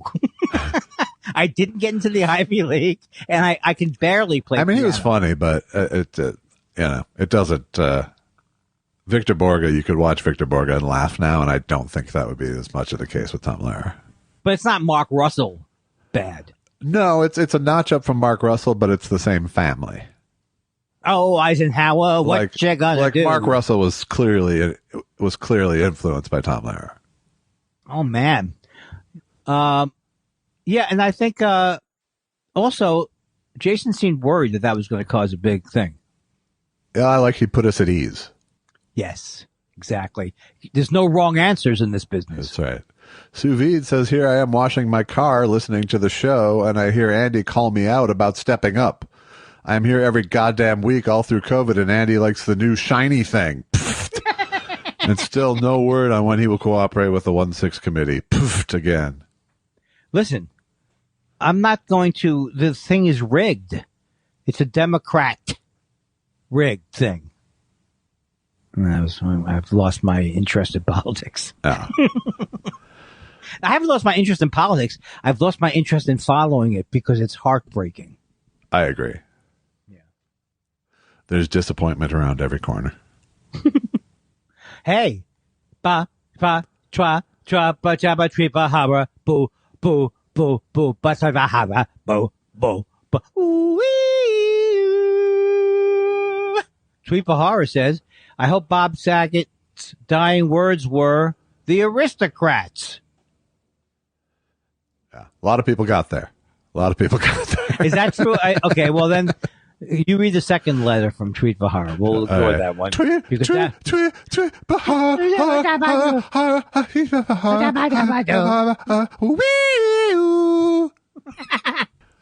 Leadsome is an anagram of damsel. Coincidence? I love that kind of stuff. That's cool. Let's see if M replied. Yes, she replied. It is a coincidence. Oh, she's saying she doesn't think she's a damsel. Perhaps. I think that's the tone. Yeah. That's the tone implied, yes. What was up with these damsels? Were they only in damsels in trouble? What happened when they had good things happen to them? You rarely see an empowered damsel. Oh my God, we would have been a great comedy team during any time period. That's true. Smarmy of Darkness. I like that.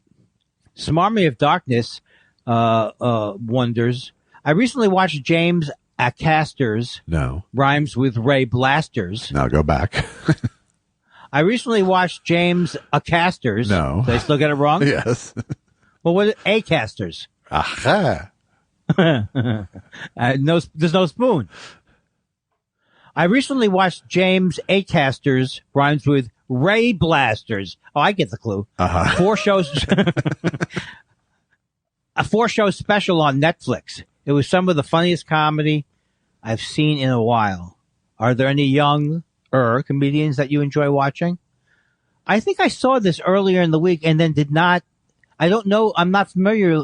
Obviously not familiar with James Acaster since I don't pronounce his name well. Right. Nor am I. And I'm really not that familiar with the younger comedian, period. And you know why? Yeah.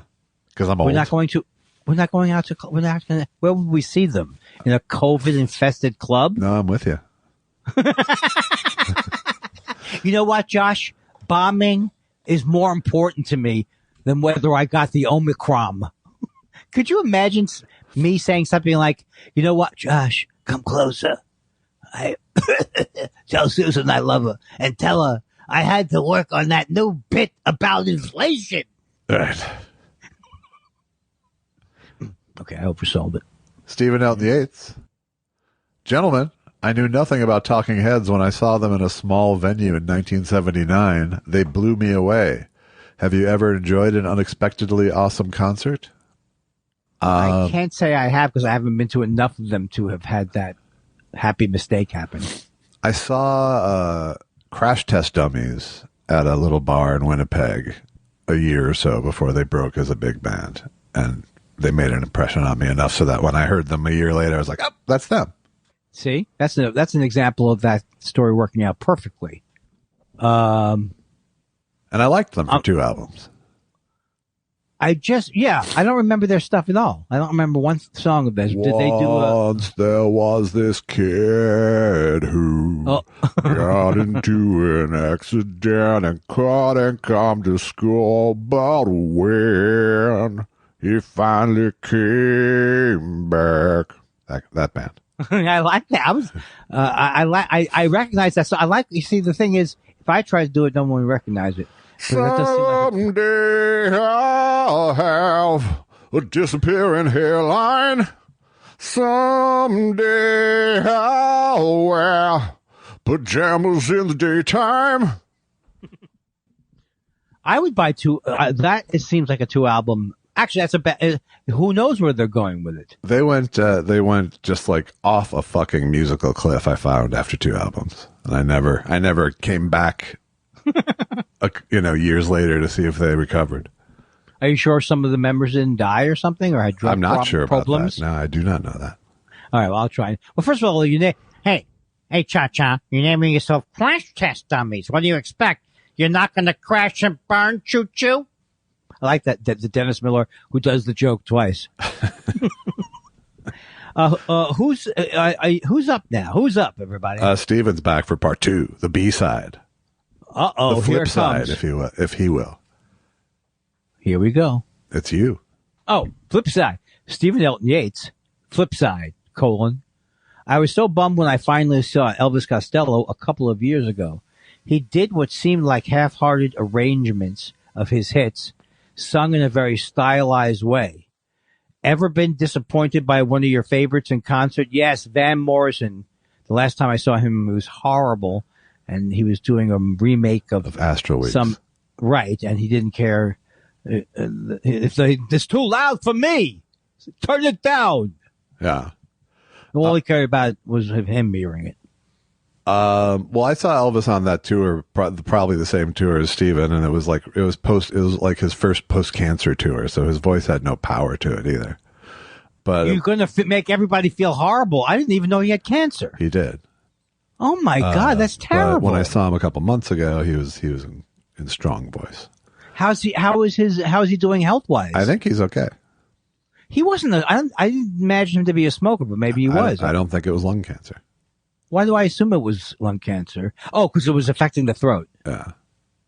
Well, I think but I don't know. I saw Etta James once where she had already sort of descended into her dementia, which I found out after the fact she was suffering from. That was not very good, and like I've talked about it, about her going into sort of like anti-Semitic rants and things. Yeah, but you know what was worse was you demanding your money back. Exactly, from her on stage. Oh, what's the matter? You can't remember where your money is? But I can't. I mean, the disappointing concerts don't stick out to me, but there's certainly been some. Yes, but not.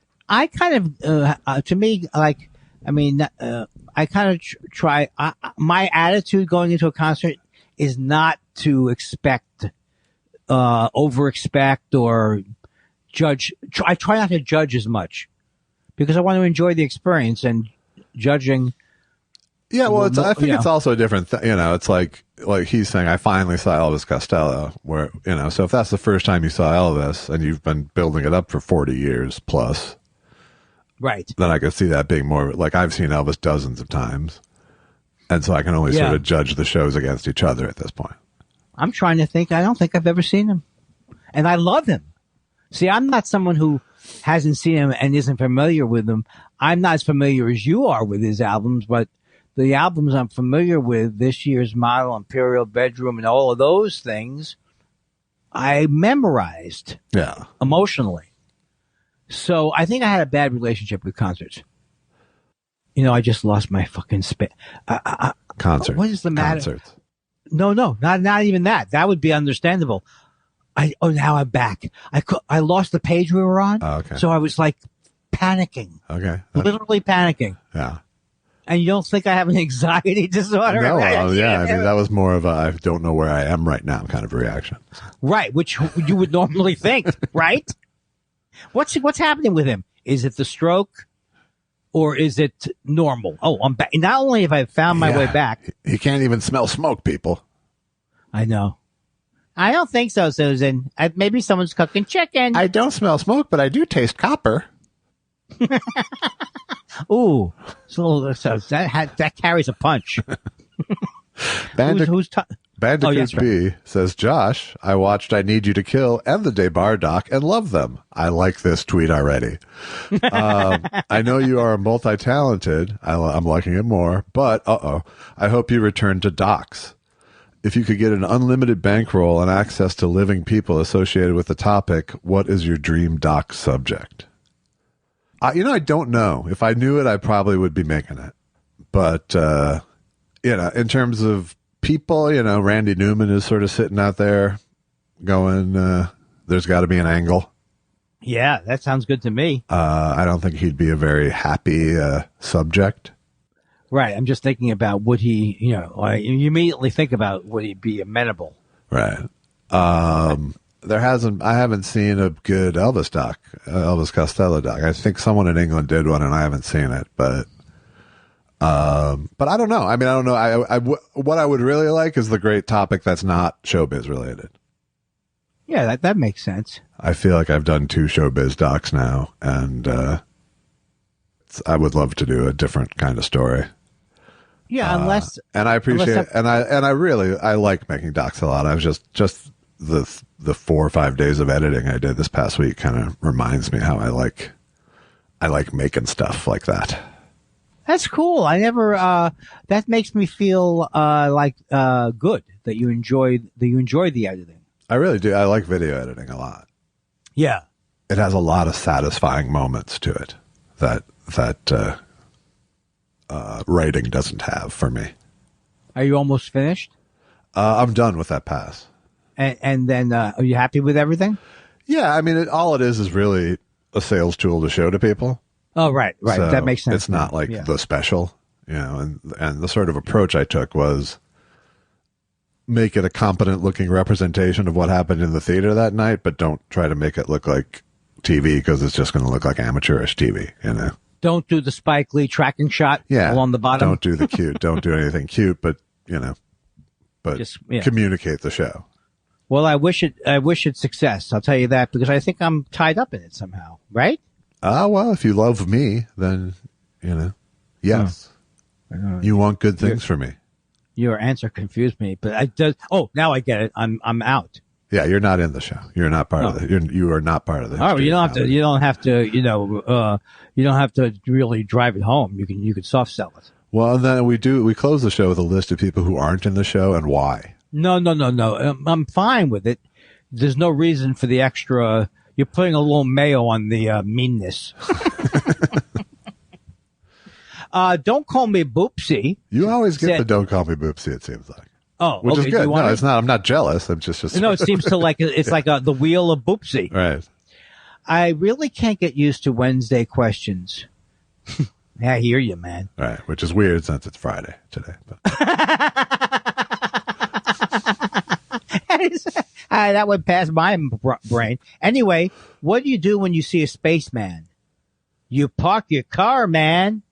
Now, what is this? Sounds like Curtis Sliwa or something. How do you mean?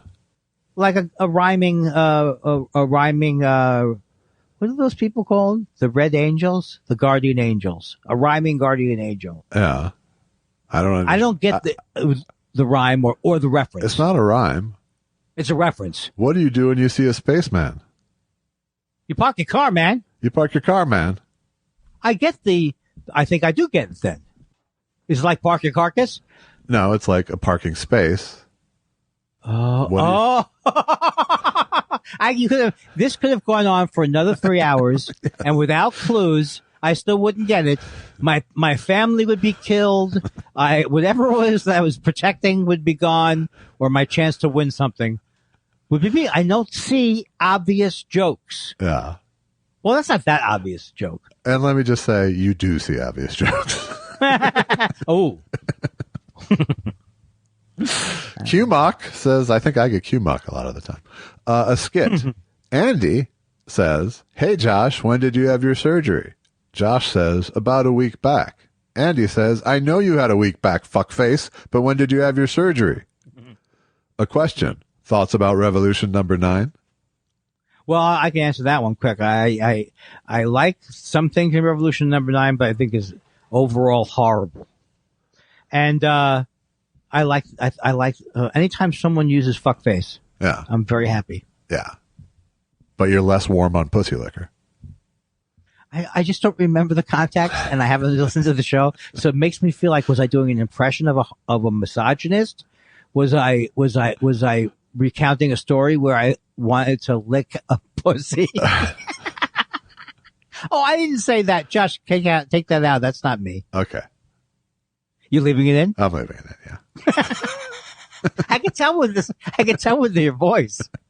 Okay, little man. Go have a cookie. You have a cookie and wait for the release of the show. Revolution number 9 is great to hear that first couple times. And then, yes, very few tracks have benefited more from the CD era when you could just skip ahead. I mean, I don't like the rise. I mean, you're not going to put it on on a romantic date. No, that's all I'm saying. That's true. Julian Valentich, yes, asks, who's your favorite Ramon and your favorite Ramon? Shout out to Stephen Elton Yates for his structure. I'm going to have you go first while I try and think. I'm going to go Joey and Ramon Estevez, a.k.a. Martin Sheen. Wait a second. Oh my God! You just gave me some new information. Sadly, I like the Ramones, but I don't know them well enough to know them individually, which means I don't know them at all. But it seems like I like that Joey Ramone. But then there's a guy like I think I like, and then he's like a very right-wing Republican. But that doesn't matter. Yeah. And my favorite Ramone is the guy down there. I got nothing. Yeah. I also like Gummo Ramone, but. Dan Marsh says, hey guys, believe it or not, it's been a few years since we were introduced to the phrase, is it spicy? Believe it or not. Has anything changed for Andy since then with how food tastes? I like spicy stuff, and developing an intolerance to it is scary. I think I may have alluded to this earlier in the show, but it comes and goes. But generally, my ability to take, in other words, you won't see me at one of those barbecue sauce festivals or hot sauce festivals. Yeah. I can't take a lot of it, and from time to time, it's like that vinegar sting. See, I like hot stuff, and you also won't see me at a hot sauce festival. Why not? Because I hate festivals. Because it just sounds boring. It's festivals that are my problem. But you can appreciate the your shorts are going to fall off hot. No, I don't have any sort of adventurism about it, but I do like I like a little burn. I wish I did. I'm not happy about being a baby. I mean, I often go up to people, like if they're connected to the restaurant, and I say, "Hey, excuse me, you have those chilies on the menu? Right. Are they all spicy, or some of them a little less spicy?" I apologize. They're just regular spicy. He brought him back. God damn it. That's what a great duo we are. Yo, yo, yo, yo, yo, yo, yo, yo, yo, yo, yo, yo, yo, yo, yo, Yoshi. Yoshi Yamamoto is a man I know. How?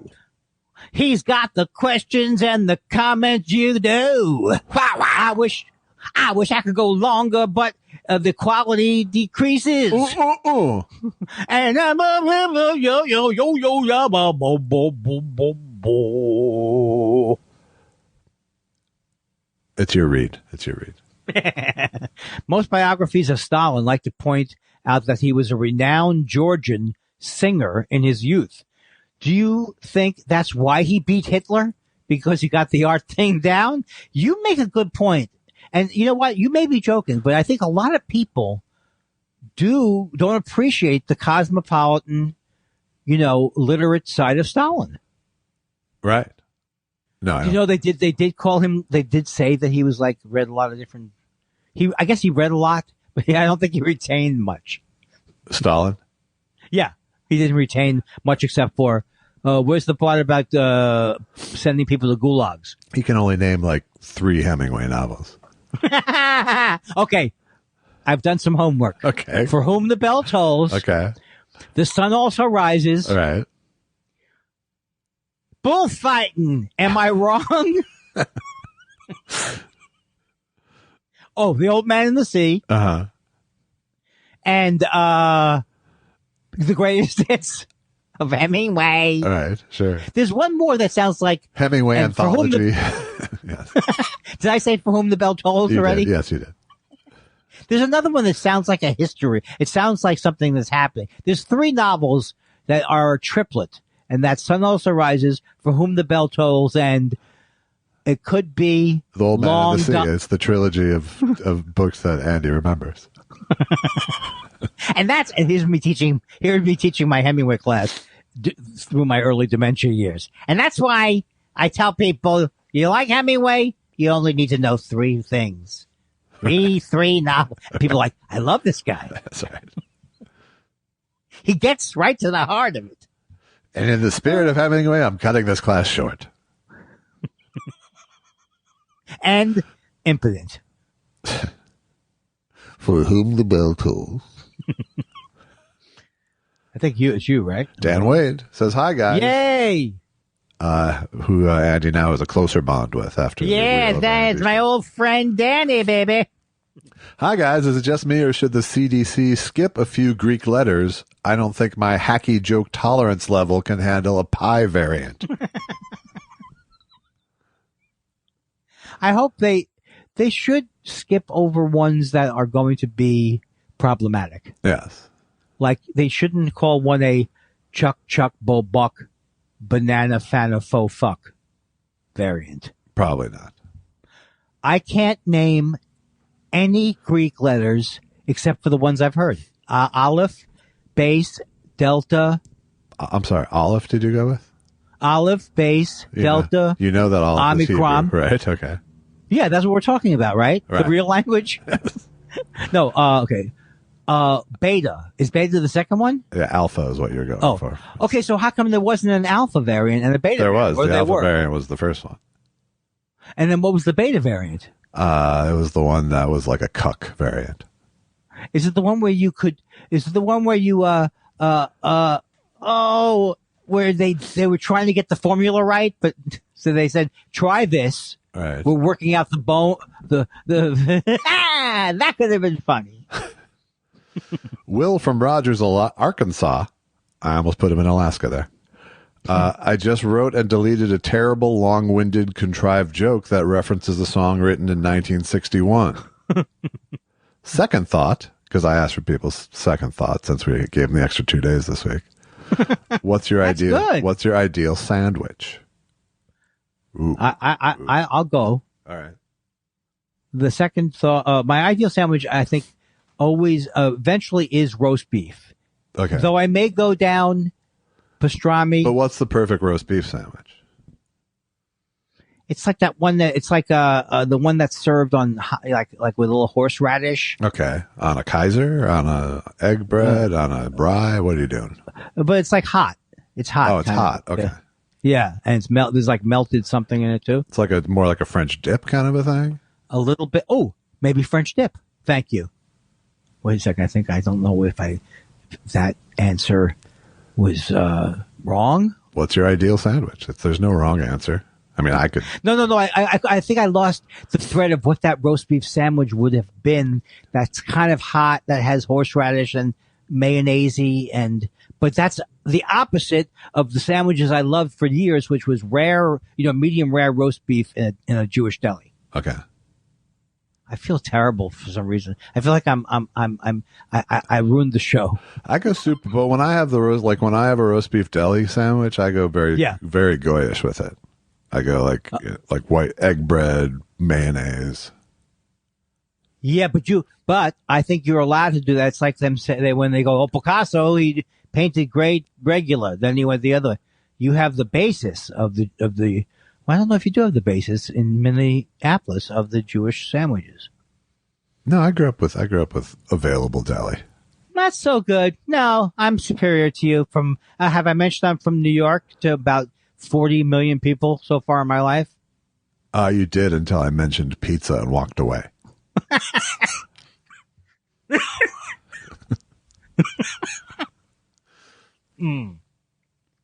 Oh, I had to wet my whistle. My favorite song, I don't know. There's I got like a pastrami Reuben probably is the one. If I could change my answer, that's what I would go with because that is the best sandwich. If you had to pick one sandwich.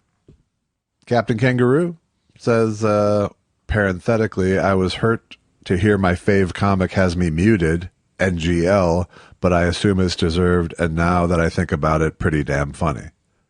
Do you have Captain Kangaroo there? No. There you go. You have him muted. Question, it's up to you, but one has to go. Oranges or apples? Why would I mute him? It's a mistake. Oh, yeah, maybe it is, maybe it isn't. All right. Did you plan? You sound like you had planned that out like a prank. No, it was all unfolding to me as I read it. That was great. That was like me exposing that kid's elbow. Seeing through her lie. Oh my God, this is a great day for us. Laramie? Well, but you never answered Captain Kangaroo's question, which is apples. Oh, what was Captain Kangaroo's? Apples or oranges is basically he's comparing apples to oranges, and which one do you get rid of? I think he calls them those annoying balls of sugar or fruit's answer to the radish.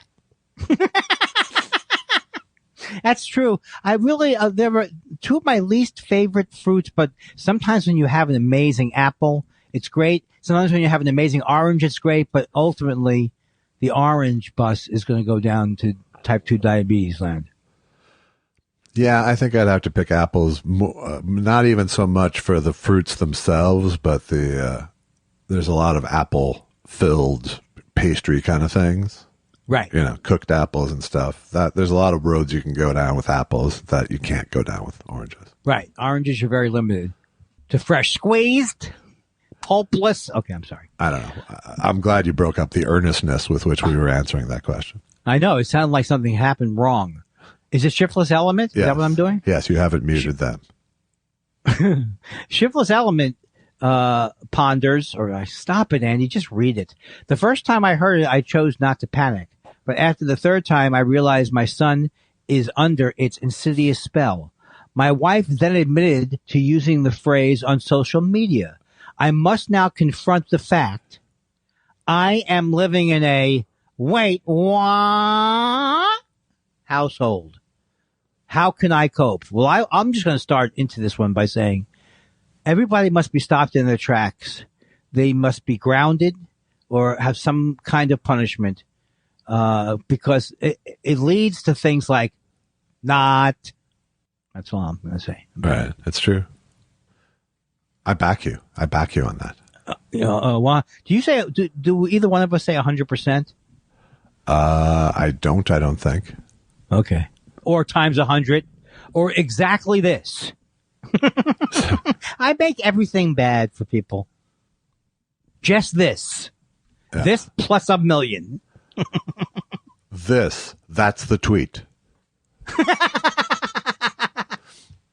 And then 4 initials that I always have to look up. Yeah. Laramie Person says, or Laramie Person, I'm not sure if that's a name or a descriptor of where they live. Serious question, but I don't know who else to ask. How do you know if you're good or bad at Wordle? How would you rate your Wordle performance? I've played Wordle 4 times now. I've gotten 3 guesses is my best. I have yet to fail. I haven't gotten to the 6th level yet. Is that failing or doing good? You get six tries. I've gotten it by 5 each time. And Wow. today it was 3. It piques my interest now. Is it interesting? It's a fun little game that takes, I don't know how, it takes me a couple minutes, but I don't, some people seem to be, making their life about this little trend. I'll give it a shot. But it's there like once a day. There's this little word puzzle.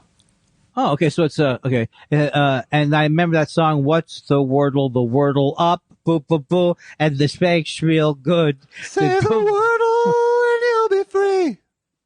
Say the wordle and be like me. We're so hot tonight. Greg Kelly says, I admit I'm feeling the pressure of getting to my second thought. Here goes. He put deep breath in parentheses. I'm watching Irwin Allen classic Voyage to the Bottom of the Sea, and Floyd the Barber plays a congressman. Is he miscast, or does he have a big range? They're going to go to the bottom of the sea. Oh, that's very deep, very, very deep. Yeah. Andy. Was he in a Voyage to the Bottom of the Sea? Or that doesn't matter. I'm going to say yes. I used to love that. I used to make fun of that. That was one of my first bits. Not even in comedy, just to friends, about how they would, the whole show was them running from one side of the submarine to the other to make it look like they were being jostled around. My impression of Voyage to the Bottom of the Sea. Bonk, we're there. Sounds terrible. I just remembered it from that sound. Bonk. Chaotic Neutral says, hey guys, I caught Andy's Instagram thing with @BornFeral last night and was happily introduced to the phrase. You can't even say her name. You can't say her name instead of her. I'm sorry. I'm referring to Megan Keister. Okay. And was happily introduced to the phrase hockey saws. Just wanted you to know that's my go-to term for maple syrup from now on. It was a delightful evening last night, and I know I said hockey saws, but I think it was one of those nonsense things. But everyone seemed to enjoy it, and we got a good rating on it. Are you enjoying the Megan Keister project? Yeah, and we hadn't, we don't do it. We weren't doing it as much often, and I think it's better now. I think if it's once every couple of weeks, because it's like more. I don't know, just one of those things. I think Susan suggested that. Yeah. She said, "Oh, it was fun because you guys hadn't been done it for a while. Maybe you should do it." So, I haven't run this by Megan. She'll kill me. Jersey says, re Josh as ogre and us fearing his judgment in TS239. Seems like I've been hearing a lot lately about how extroverted our society is, generally rewarding louder personalities and uncomfortable around introverted. I'd love to hear Josh's take and experience around this. Well, I think the society has always rewarded louder personalities because they're louder. Right. It's a way to get attention easier. Yeah. But I also think that there's plenty of introverted entertainers in the world. Performing is not the same as interacting with people. Yes. Performing, you're in control of the situation, and you're deciding the terms of the relationship and the terms of the interaction, essentially.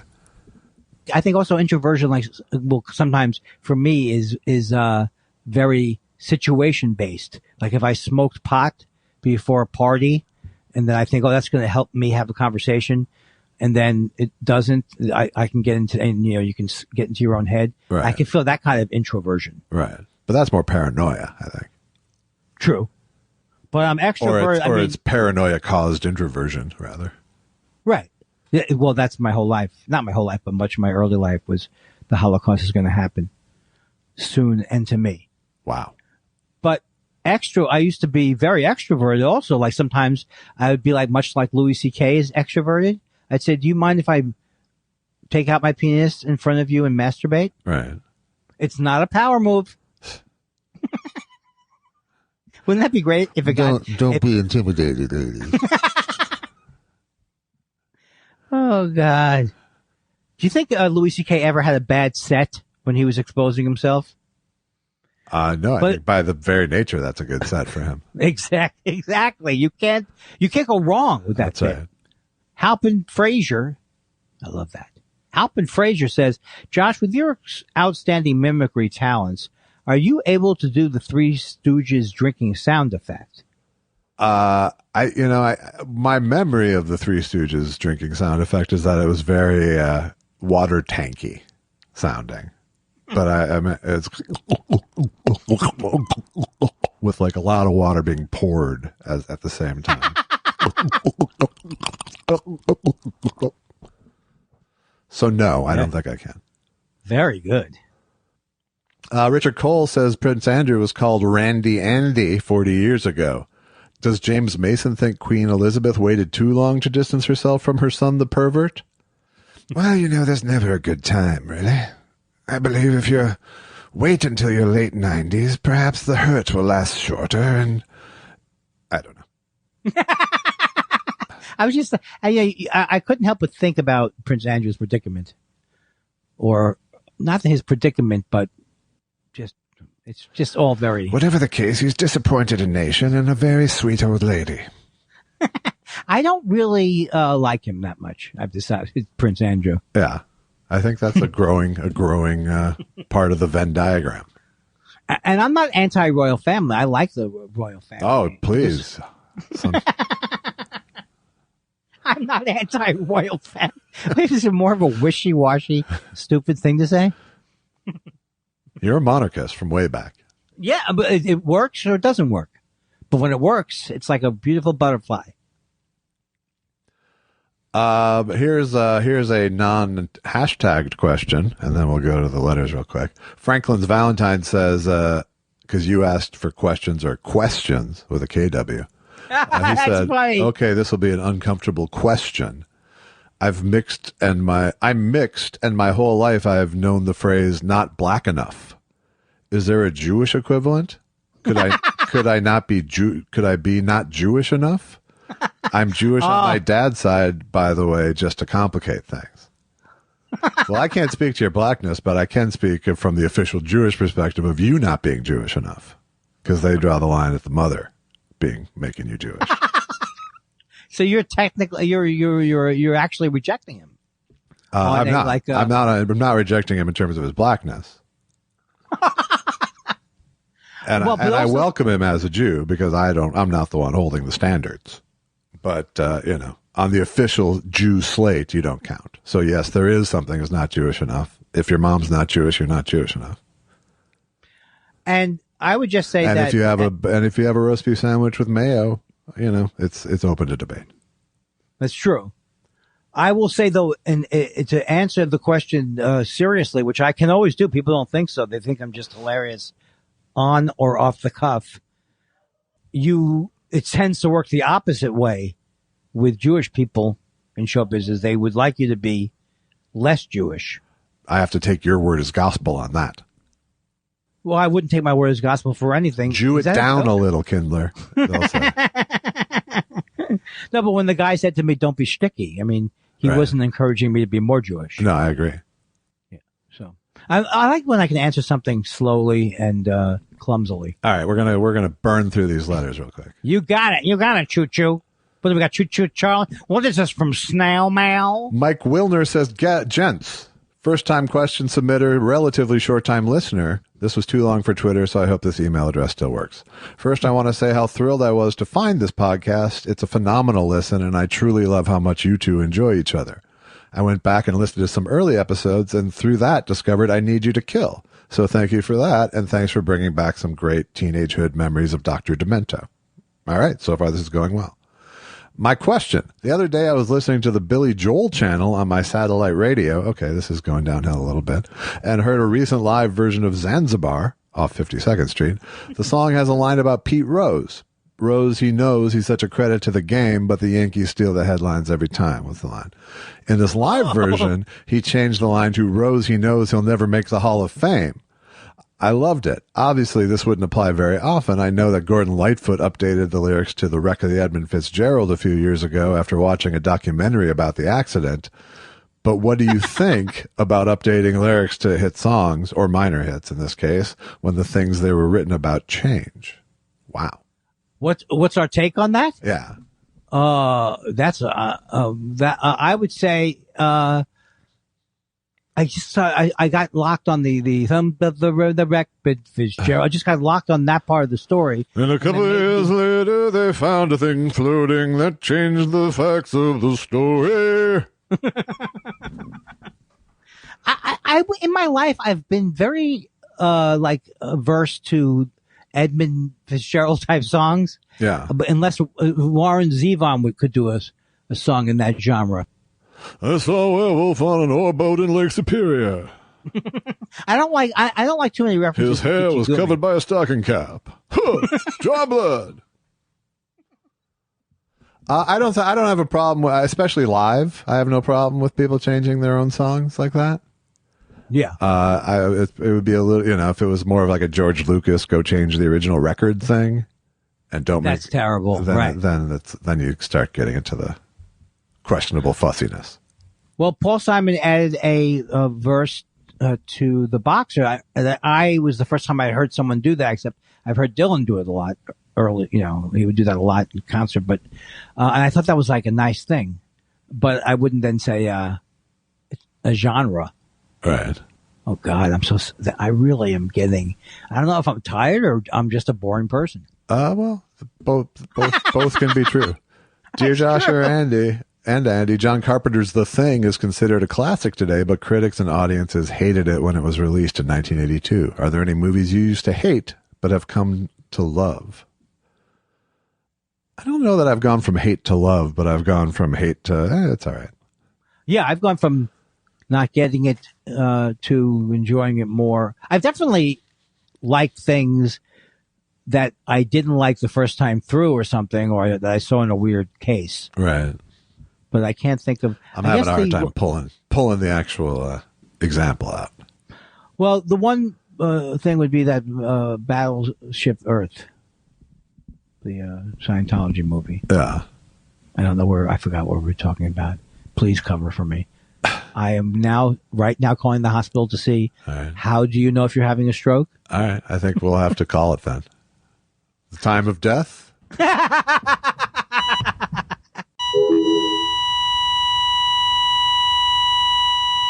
I bet I have the Omicron. Boop, boop, boop, boop, boop. Schmink.